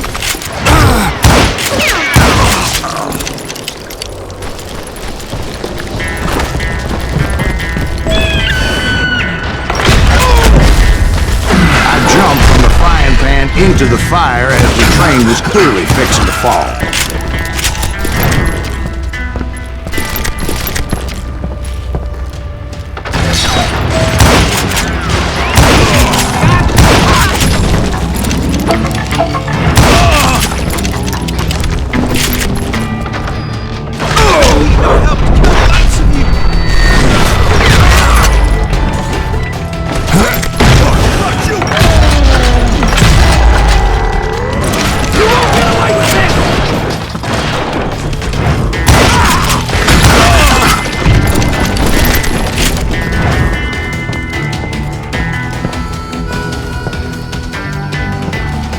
As I mentioned before, I am not fond of heights, but I was too busy dodging bullets to worry about falling to my death. Odds were I was likely to die that day anyway, so I was determined to take down as many of those bastards as I could. At times, it was like shooting ducks in a shooting gallery. The only difference is these damn ducks shot back.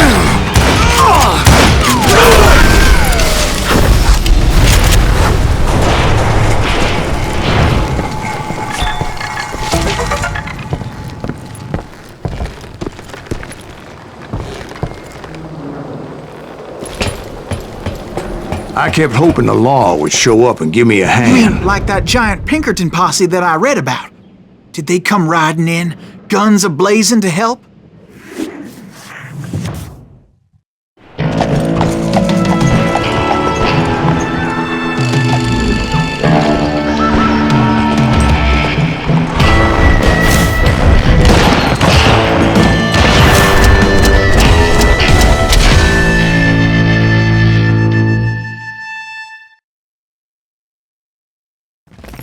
Help?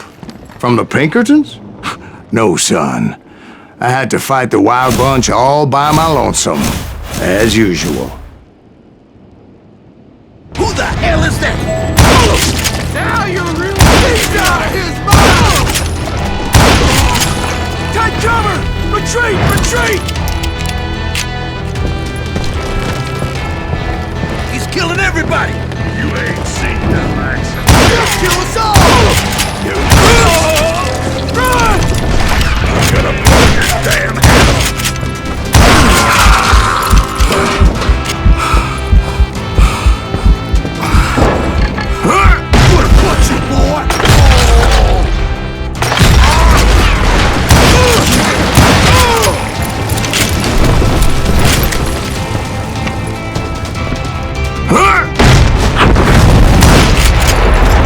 My guess is those dime novels didn't portray this as it happened, did they?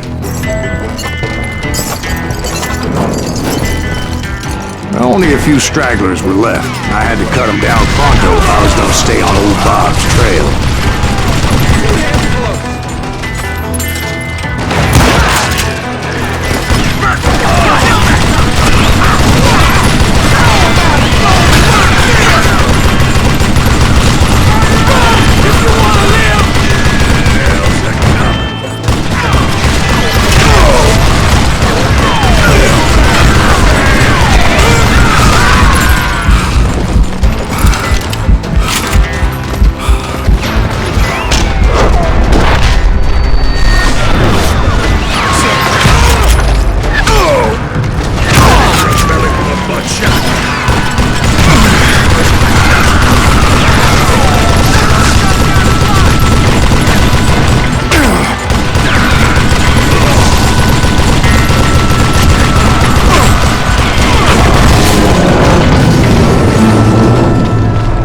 Once I silenced all those guns, I went searching for my nemesis, determined to finally have my justice. But the only survivor who welcomed me was George Flat-Nosed Curry. Who was he? The fastest gun in the gang. Right after Sundance, I mean. And Kid Curry, and maybe Elsie Lay. Though some folks might dispute that.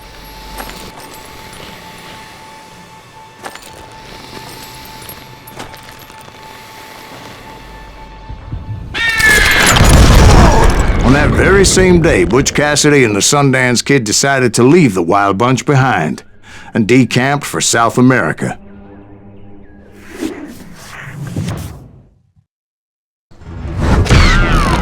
They ended up living down there for many years, but I'm sure you already know all about that.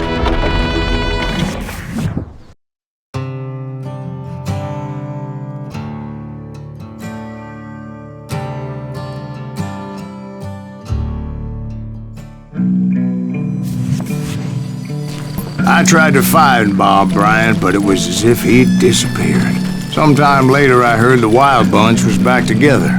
Kid Curry escaped from jail, and now he was running the whole shebang.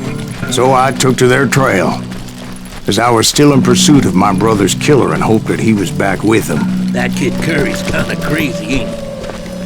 Don't let him hear you saying that. Anyways, I tracked those boys to a camp right outside Parachute, Colorado. What the hell's that?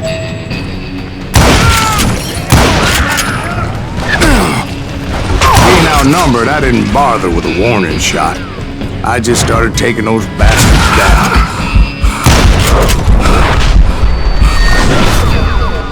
Believe that? God damn him to hell!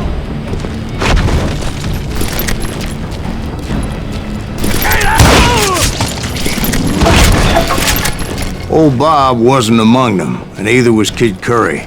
I could sense him close by, however, plotting something nasty. I just needed a clue as to their whereabouts.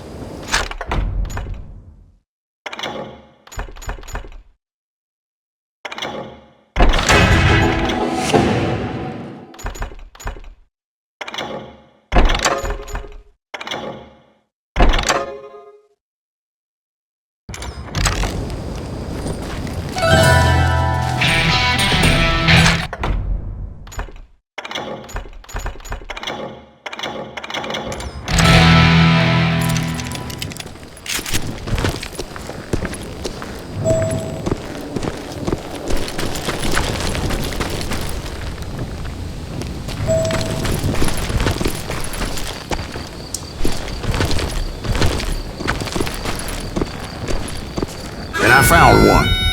A map with their bold plan clearly marked. This time they were fixing to blow up a train trestle.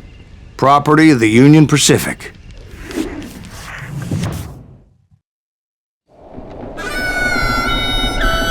The plan clearly indicated how they were fixing to undermine several of the weakest wooden supports.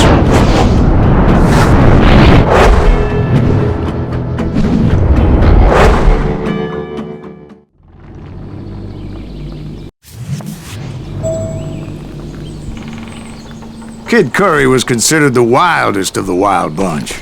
It was said that he fathered 85 bastard children, though some say it was only 5.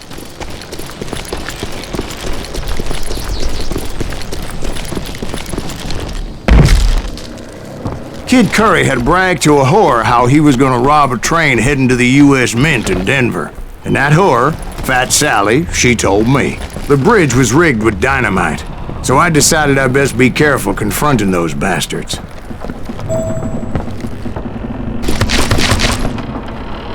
And I made it a point to remove any dynamite that I came across. A moment later, I saw a ladder that somehow had escaped my attention. Don't worry, I know what I'm doing.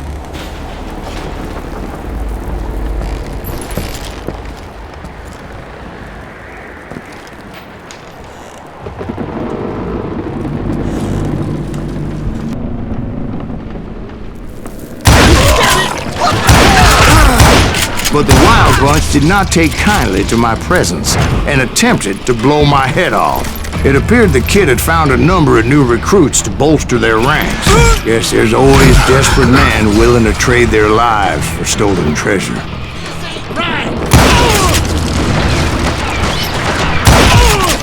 What happened next? Well, having removed the first bundle of dynamite, I decided I might as well remove the other one. Once that was done, I figured I'd find my way from there.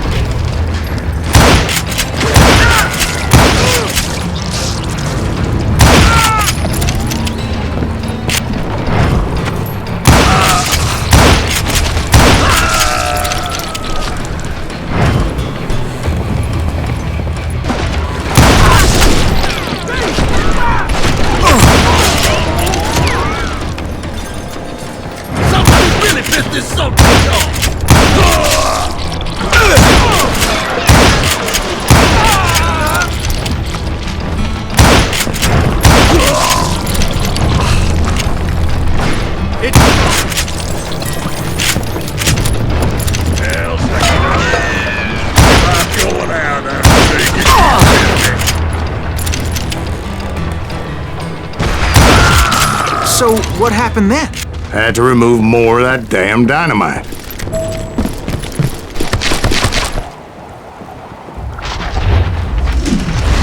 It must have been terrifying trying to make your way across. I was sweating it a bit, but then I noticed a footbridge tied up on high, so I shot the rope.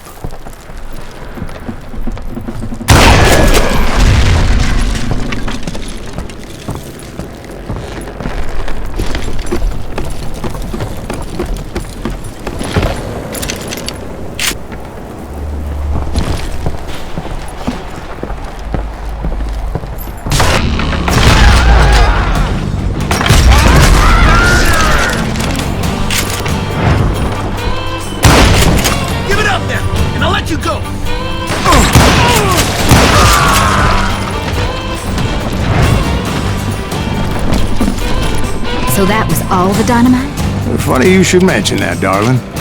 As actually, there was a fourth charge impeding my progress.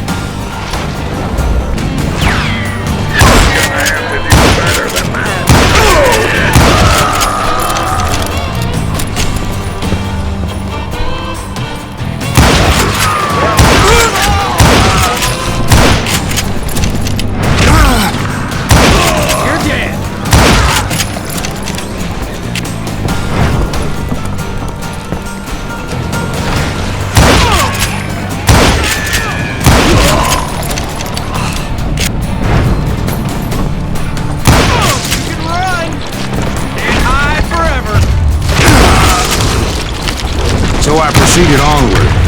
I realized that way just wasn't gonna work. I needed an alternate path forward.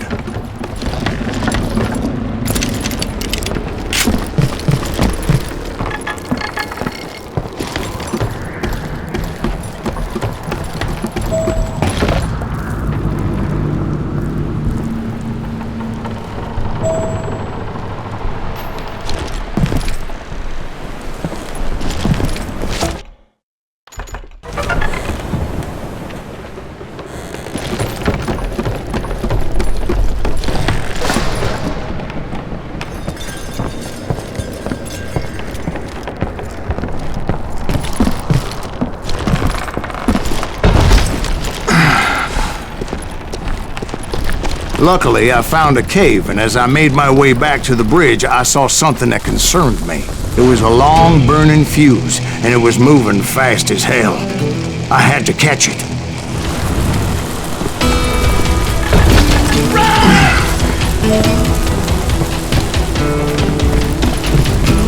The burning fuse was so damn quick, I had to run like the wind. I almost had it, but no. Thought I was gonna have a coronary when I lost sight of those sparks. My heart was pounding. I knew that failure meant boom. Then, finally, at the last moment.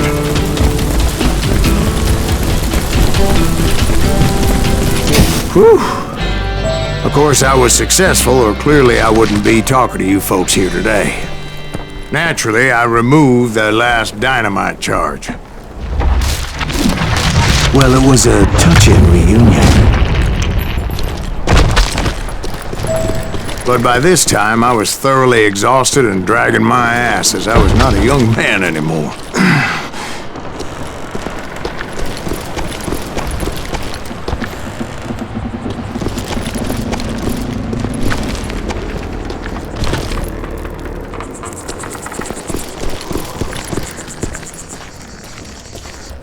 Kill that SOB!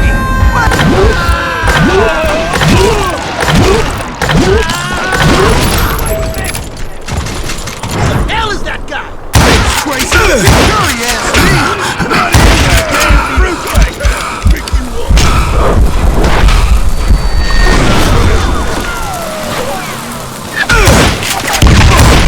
you give her a son of a bitch!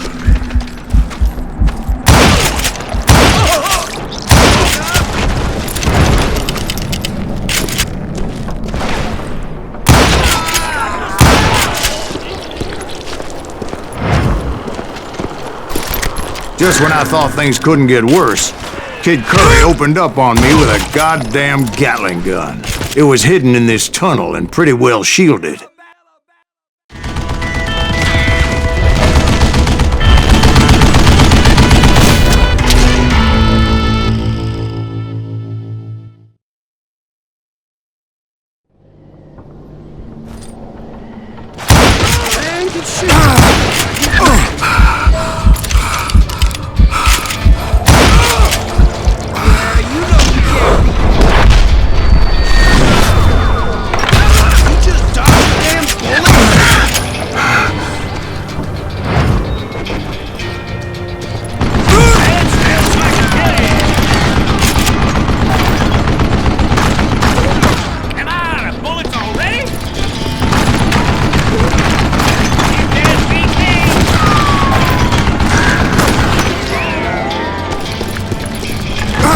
I had located some dynamite.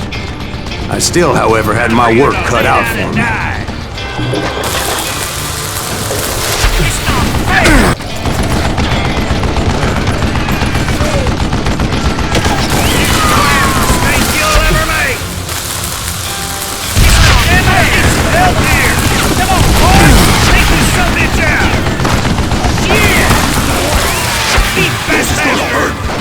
Eventually, I brought that tunnel down. And that's when I met Kid Curry himself. He had decided to stop pussyfooting around and deal with me personally.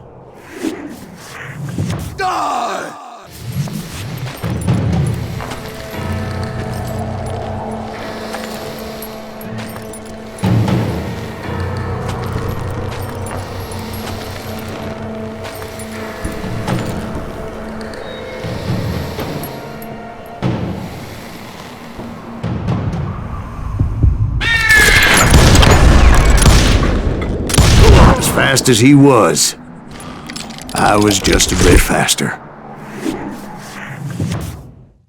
And as he lay wounded, I demanded to know the whereabouts of Roscoe Bob Bryant. He shouted at me, "Is that what this is about? Bob went with Butch and Sundance to South America. You ain't never finding him."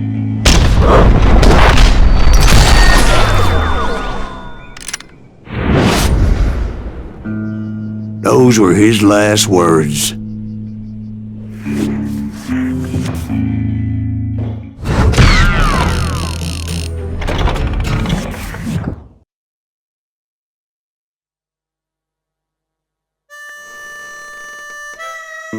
So, Bob Bryant got away?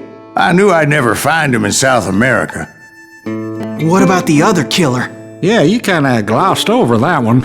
Well, I found Jim not long after my showdown with Ringo. At the time, he was riding with the James Younger gang. Did I neglect to mention that?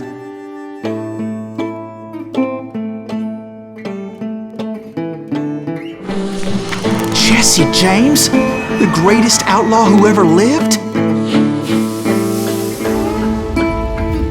Jesse and his kin rode with Quantrill when he raided Lawrence, Kansas, and killed near 200 people, boy. Nothing great about that. And from there, him and his brother went on to rob banks and trains from Kansas to Missouri. Which is why there was such a rich bounty on their heads. 40 grand for both of them, dead or alive. That's one hell of a payday.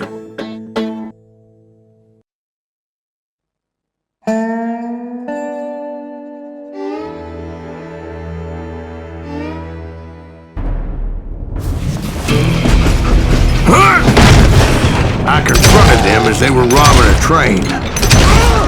Bullets were flying at me from every which way. But I knew I'd have to fight my way forward if I was gonna find this Jim.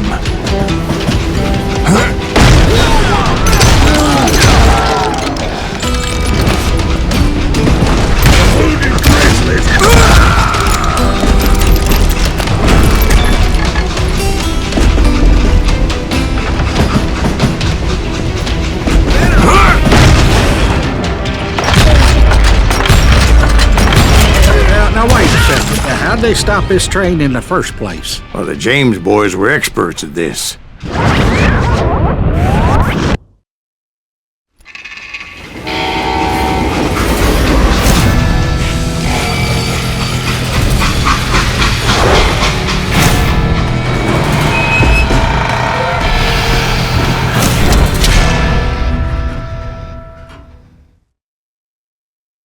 They hopped a freight train having heard there was a big payroll in the express safe.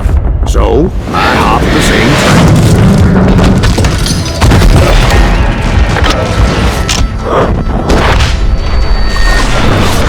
What the heck just happened? The James Younger gang was decimated after that little fiasco they had in Northfield, Minnesota. So Jesse needed more men and took on the killer I was after, along with a host of others. I was hoping to find my man and put a bullet in his head. Climbing around that train, I must have swallowed 100 damn bugs before I reached James that... Younger gang pulled the first train robbery west of the Mississippi. Sounds like you hold them in high regard. Everyone knows they were the most famous outlaw gang ever. And you took them all on by your lonesome. Again. I'm finding this all a little hard to swallow, friend. Well, maybe you need to wash it down with some whiskey. By the way, did I mention that that train was flying down those tracks like a bat out of hell? Okay, now you're really fit. I'm gonna cut you in two. Now you're in.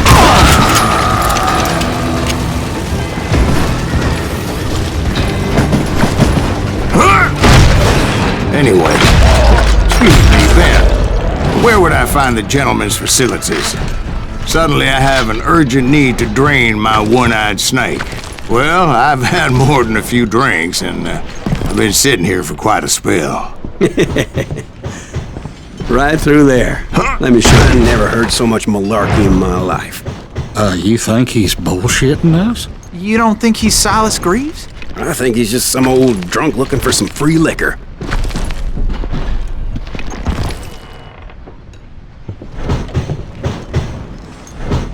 I don't know, Jack. I think I believe him. You don't think he met Jesse James? Oh, you gotta be kidding me. That story makes no sense at all. Jack. I mean, you gotta be two bricks short of a load to believe that cock and bull story. I don't agree. Jack, lay off the But bar. you seriously think that tired old man went toe-to-toe with Jesse James?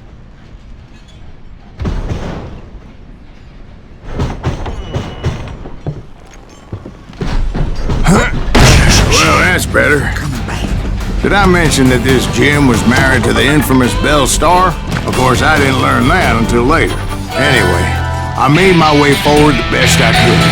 Around the sides, over the roof. At some point, some sumbitch saw me and shouted out, "It's the damn Pinkertons!" It's a damn Pinkerton! I never worked for that limey cocksucker. But I guess they assumed I was one of his assassins. Everybody's always mistaking you for somebody else, aren't they? Why is that, I wonder? Don't rightly know, Jack. I'm just telling you how I remember it. I bet you are.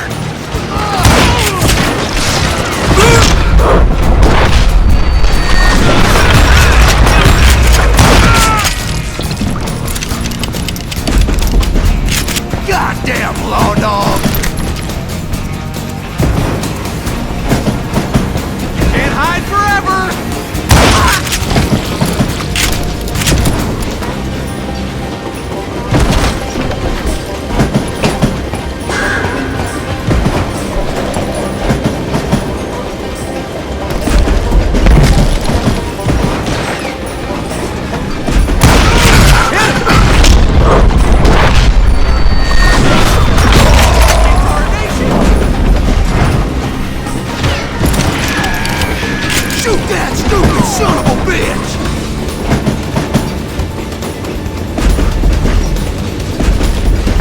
I came across a flat car piled high with logs and had to come up with a creative way to make my way forward. You can't fight James, gang!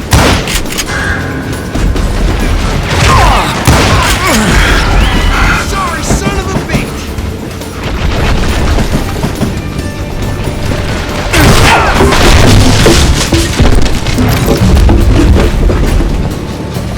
I wondered if I was ever going to find the front of that train.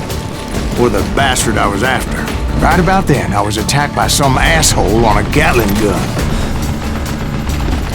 Well, seems like you run into a lot of them. Asshole? Gatling guns. Yes, I did. Now, I don't remember how I took it out. It was either a bullet or dynamite. Where would you find dynamite? Does it really matter, Jack? You're messing with the flow of the story here.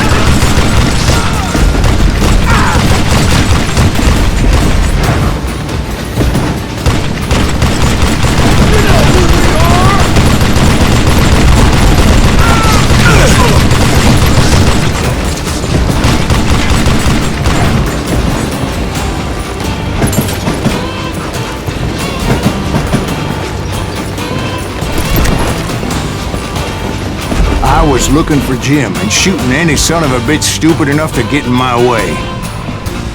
And that included Jesse James himself.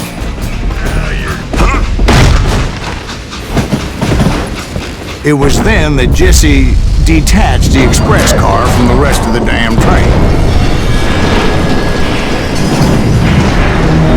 I could see Jesse waiting for me, fixing to kill me so he could get away with all that money.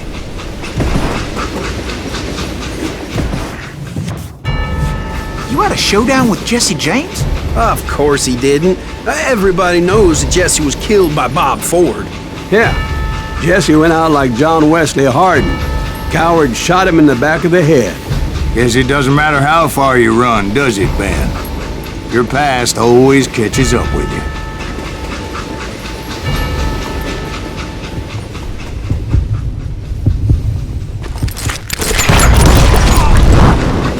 I didn't kill Jesse James. Just wounded him bad enough to convince him to hang up his guns. What about that Jim fella? What happened to him? I figure he was up front with a gun to the engineer's head. That bastard slipped away again. I'll tell you how I got him. But first I need to wet my whistle.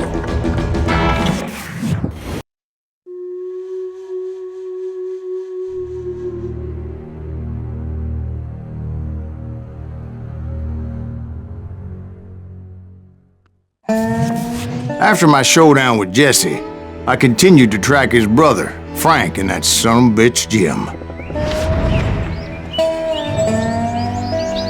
I followed those bastards into the high mountains as they were going to ground. What mountains would that be? Somewhere in the Ozarks, I believe. The perfect place to hide out from the authorities. In fact, before I could find them, some Indians who fled the Reds and were hiding out from the military found me first. They probably thought I was a cavalry scout and didn't want me telling the military where they were. Indians? Yeah, they could have been Cheyenne, but there was all sorts of renegades roaming the landscape back then.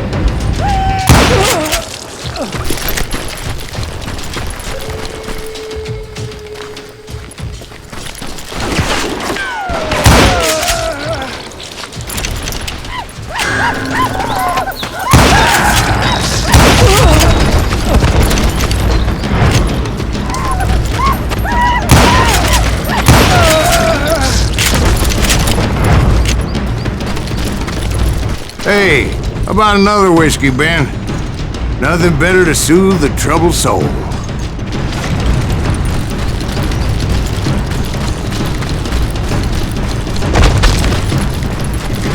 Now, where was I? Indians, right.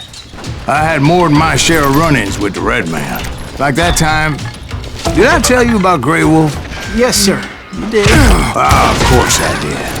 In fact, I could still remember that old medicine man's words to me. Jesus Christ, we're back to that again? You carry great darkness in your heart. It will claim your soul. You will come to this place again and kill many more men.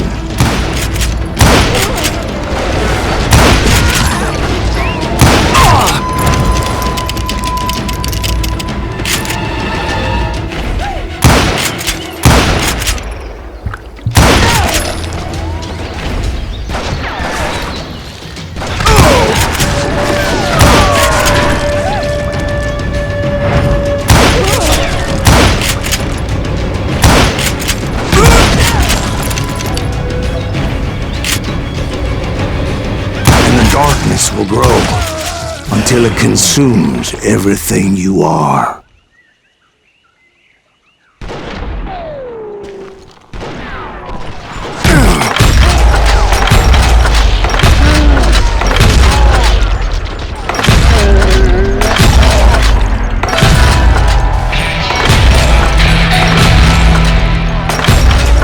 So, did you ever find it? Who? The man you are after. Let me ask you something, Ben. You ever think about death? Mr. Greaves, are you all right?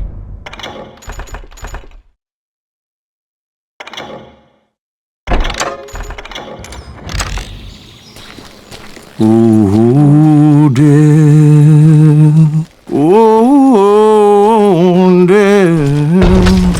Won't you spare me over till another year? What is this that I can't see with ice cold hands taking hold of me. Well, I am death, none can excel. I'll open the door to heaven or hell. Oh, death, won't you spare me over till another year? So are you gonna answer the question? What question is that? Jim Reed. Did you ever find him? Reed was indeed that son-bitch's surname. That's right, Ben. A despicable character. I remember him laughing like a hyena that cold morning they lynched me and my brothers. He was intent on avoiding my vengeance, but nothing was gonna stop me. Nothing.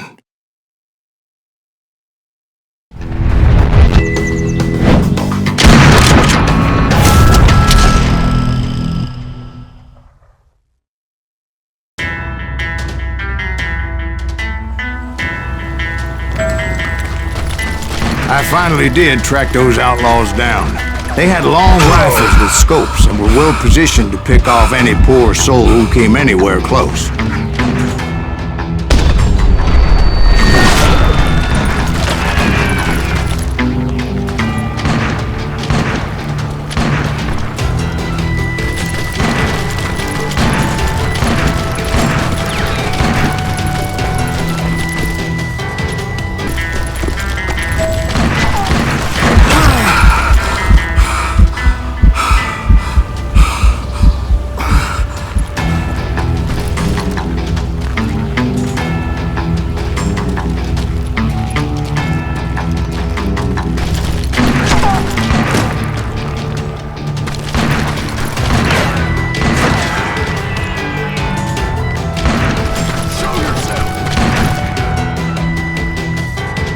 Well, I can't fault Frank for wanting his revenge, as I was there for the same damn reason myself.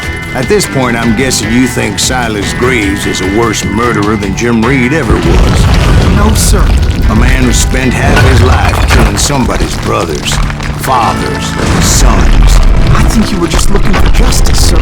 Is that what I was looking for, Dwight? Is that what it was? Justice? Isn't that why you were with the James gang? The James gang. Right. I finally found Frank holed up in his mountain cabin, and he was determined to have me dead. It was a pitched battle that could have gone either way. Luckily, I had some dynamite in my possession.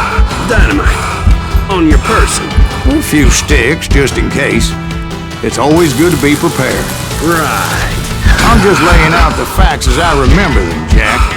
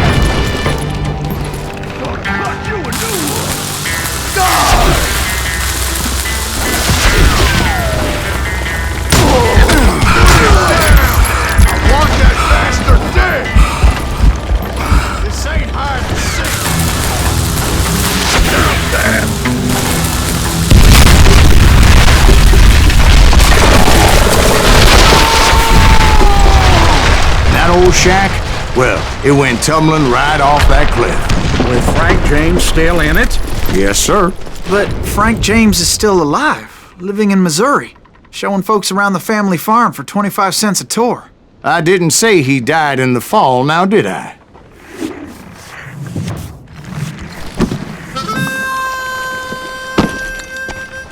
I'm done with this damnable outlaw life! Kill me, don't kill me, do what you will! At this point, I just don't give a shit!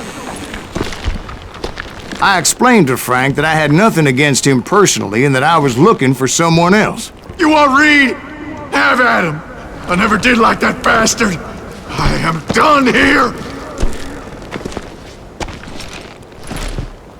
We parted in peace as Frank pointed out the path to my prey before making his way back down the hill.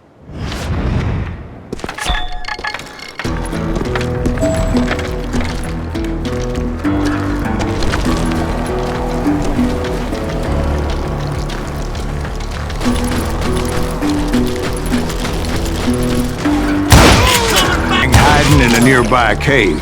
First, I had to dispatch the lookouts, as I was determined not to let that murderer escape my revenge again.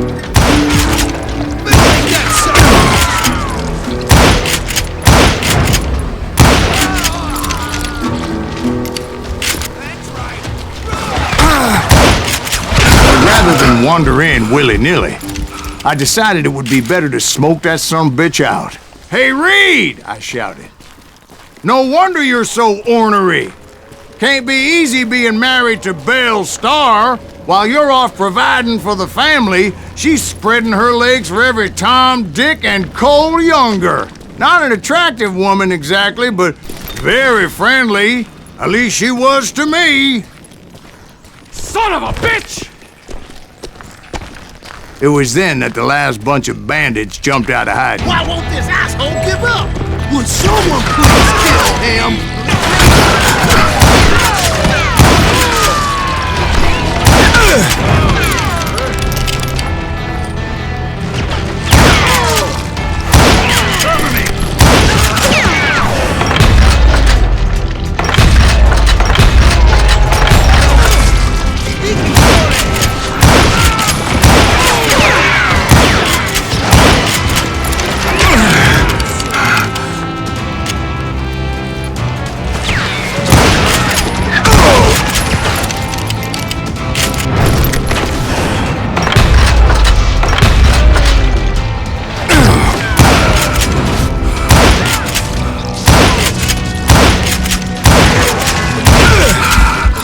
Eventually, it was just me and Reed.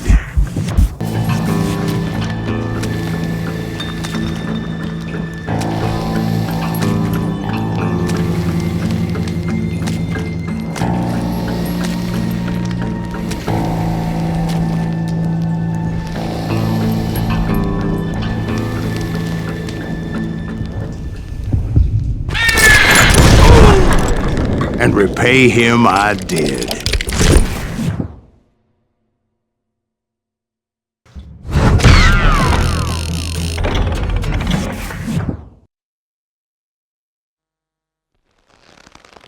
Well, I don't know about you boys, but I'm pretty beat.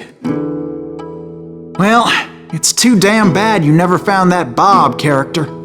Seems a shame he never had to pay. Well, funny thing about that, I did have one more chance at him.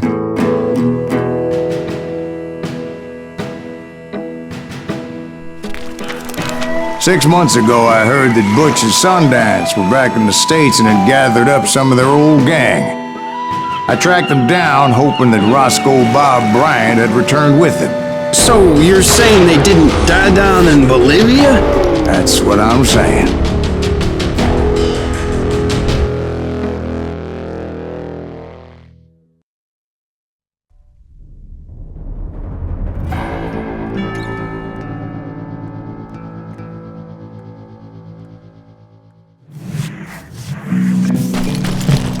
"40 years I had waited to get my hands on the last of my brother's killers.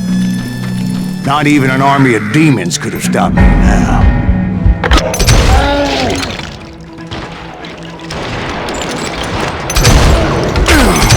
Both Johnny Ringo and Jim Reed fell fairly quickly.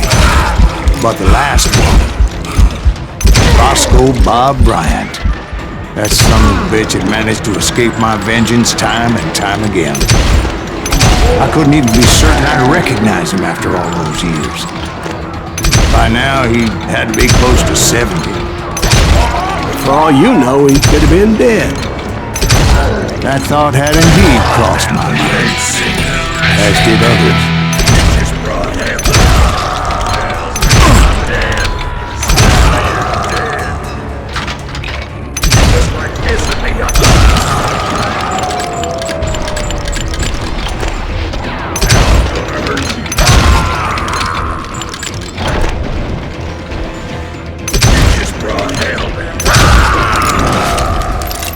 instance? Did my thirst for vengeance turn me into something worse than the man I was after? By this point in my storied career, I had killed more men than Bob Bryant ever had. I was furious as hell at that bastard for making me who I am.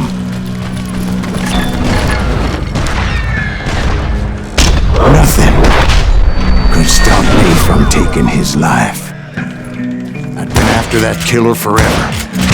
From the time I rode with Billy the Kid. But that chapter of my story you already know. Chapter of that fairy tale, you mean? Suddenly it was 1910. There I was, an old man roaming a ghost town dead almost 2 decades. The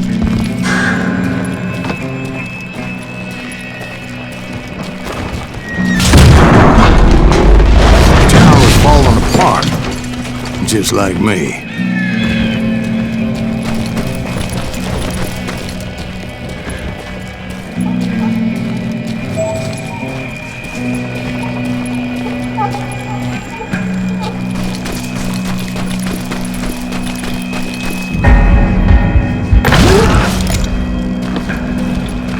But I wasn't about to call it quits.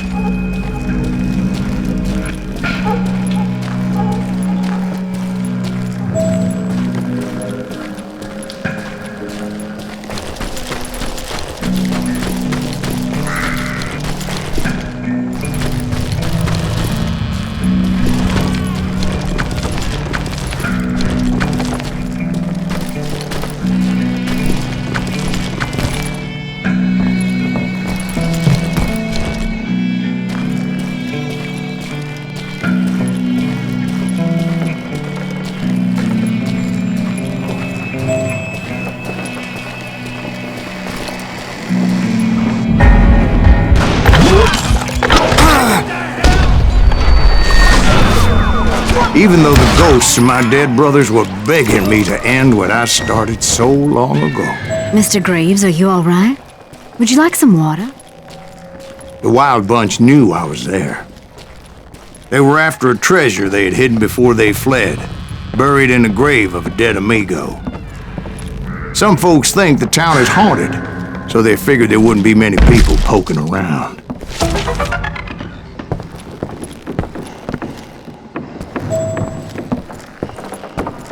I intended to fill that grave with Bob Bryant's corpse.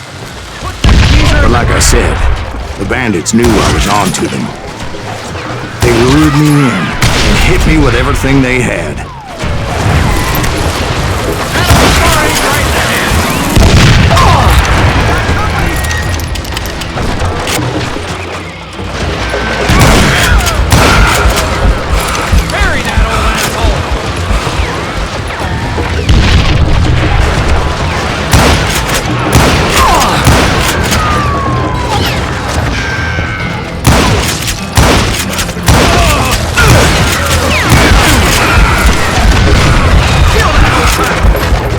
You obviously prevailed since you're sitting here telling us the tale.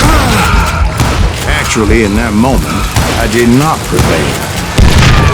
So I suppose we're talking to a ghost. Funny you should put it like that, Jack.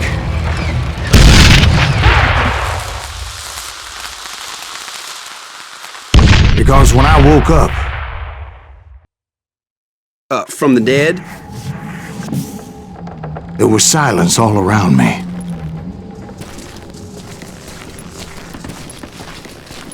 I could swear to God I saw Billy then. Billy who? Billy the Kid. William Bonney. He was shooting at me from a rooftop. Here, there, even over there.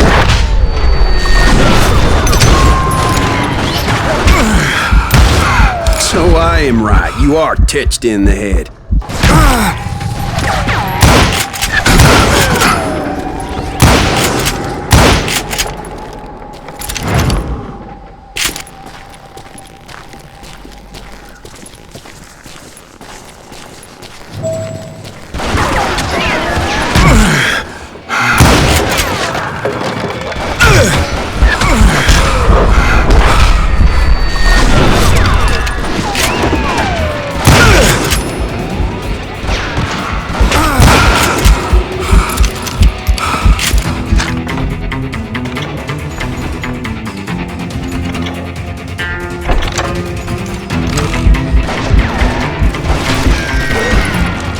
saw Henry Plummer throw dynamite at me.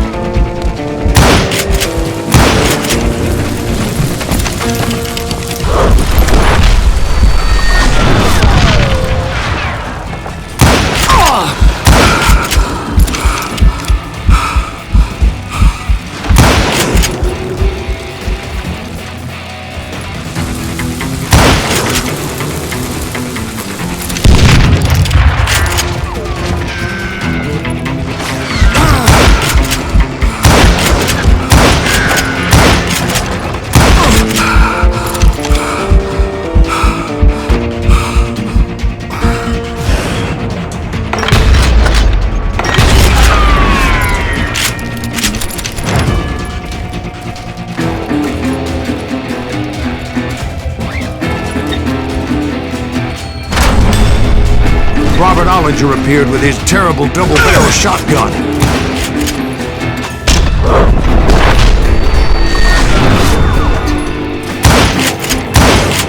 But no ghost army was stopping me. My father-in-law got hit with a fallen branch. He spent the rest of his life talking to dogs.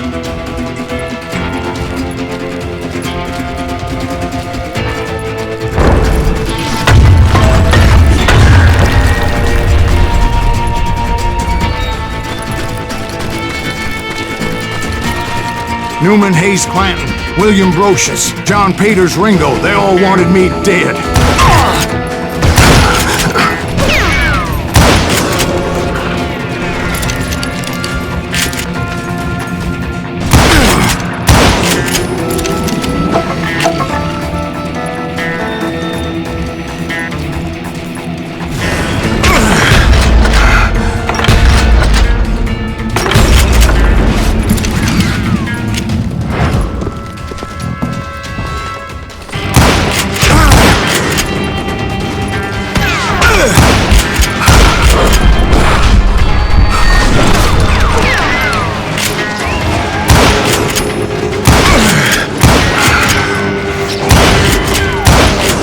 The Dalton brothers, Robert and Grattan, guardians of the Garden of the Dead.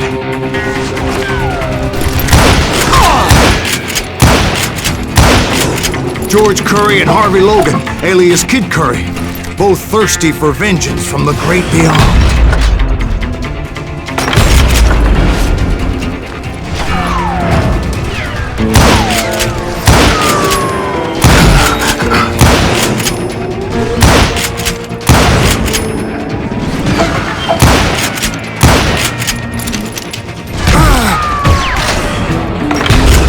Jesse, Woodson, James, and Jim Reed. Each one deader than the next.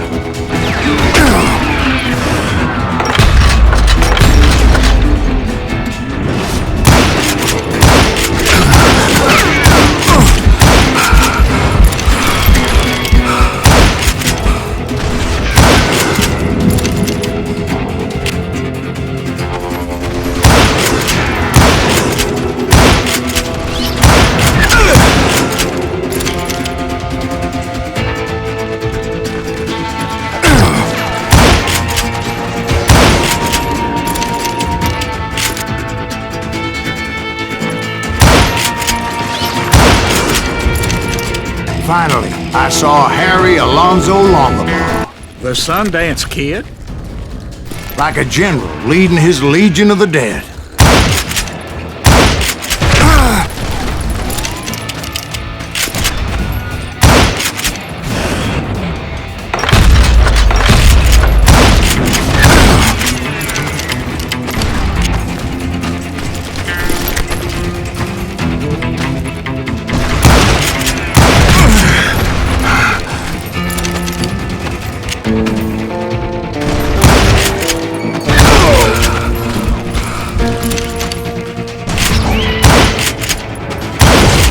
Then I heard a voice call to me from afar.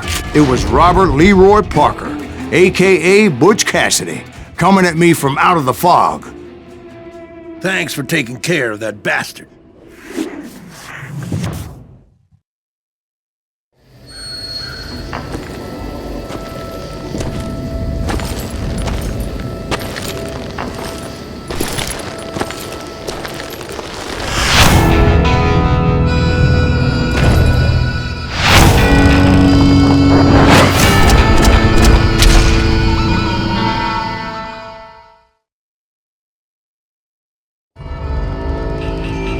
But the kid wasn't quite deceased.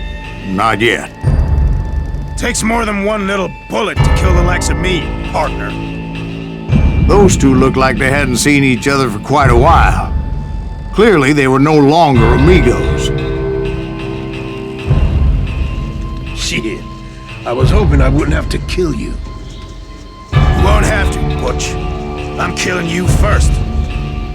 I asked them about Bob Bryant, but they were too busy with their own heated conversation.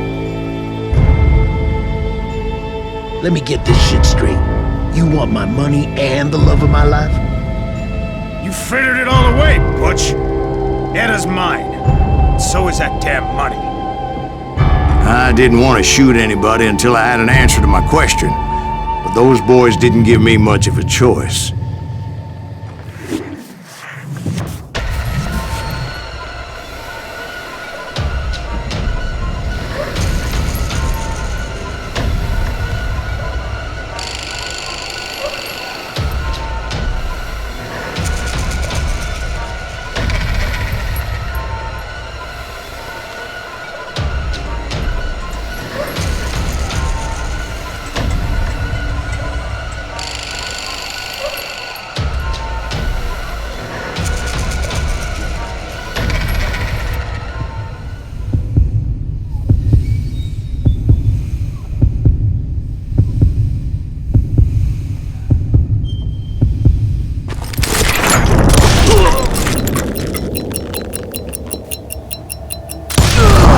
Butch Cassidy and the Sundance Kid died there in that cemetery not 6 months ago.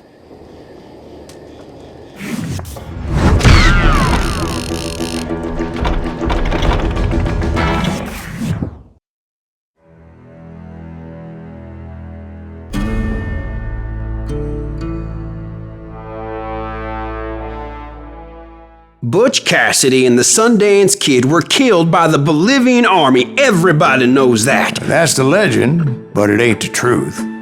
So, you never found Bob? There is no Bob. This old sumbitch ain't even Silas Greaves. Sir, is that true? Have you been pulling our legs this whole time? Well, not the whole time. Oh man, I think you've worn out your welcome here. Maybe you're right, Jack. Maybe it's time to pay. You see, Ben, or should I say Bob, your past always catches up with you. I was a different man back then, crazy. Drinking, I've changed my ways, I swear to you. If I could turn back the clock, But you can't, Bob.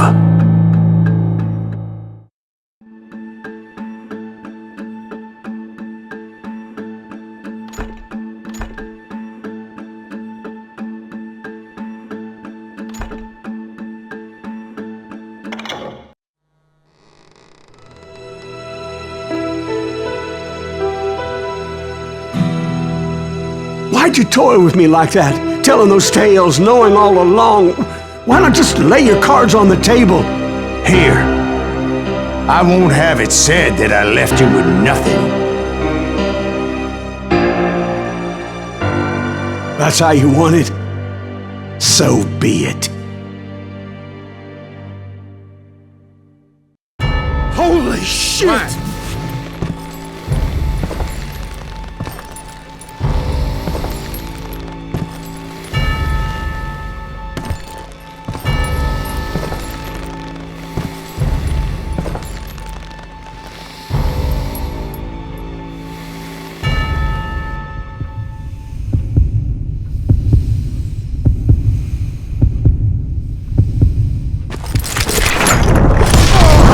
Oh my God! Oh, Jesus!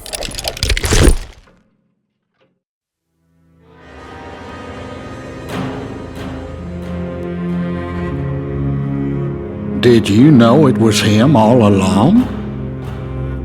Cassidy told me Bob was in Abilene before he died. But I wasn't sure Ben was my man until he revealed how much he knew about Ringo and Reed. The coin, of course. Well, that was the last nail in that particular coffin. I better go get the sheriff. You okay, boy? You're looking mighty shook up. Dwight, maybe you best go home. Young Eisenhower here is leaving for West Point tomorrow. He shouldn't get caught up in something like this. I think I might head out myself at this juncture. Unless you want to stop me, Jack. No, sir, Mr. Greaves. So where you going now? Now that you had your revenge? Doesn't really matter, does it? As I've sold my soul for it, and will never again walk with those I have lost.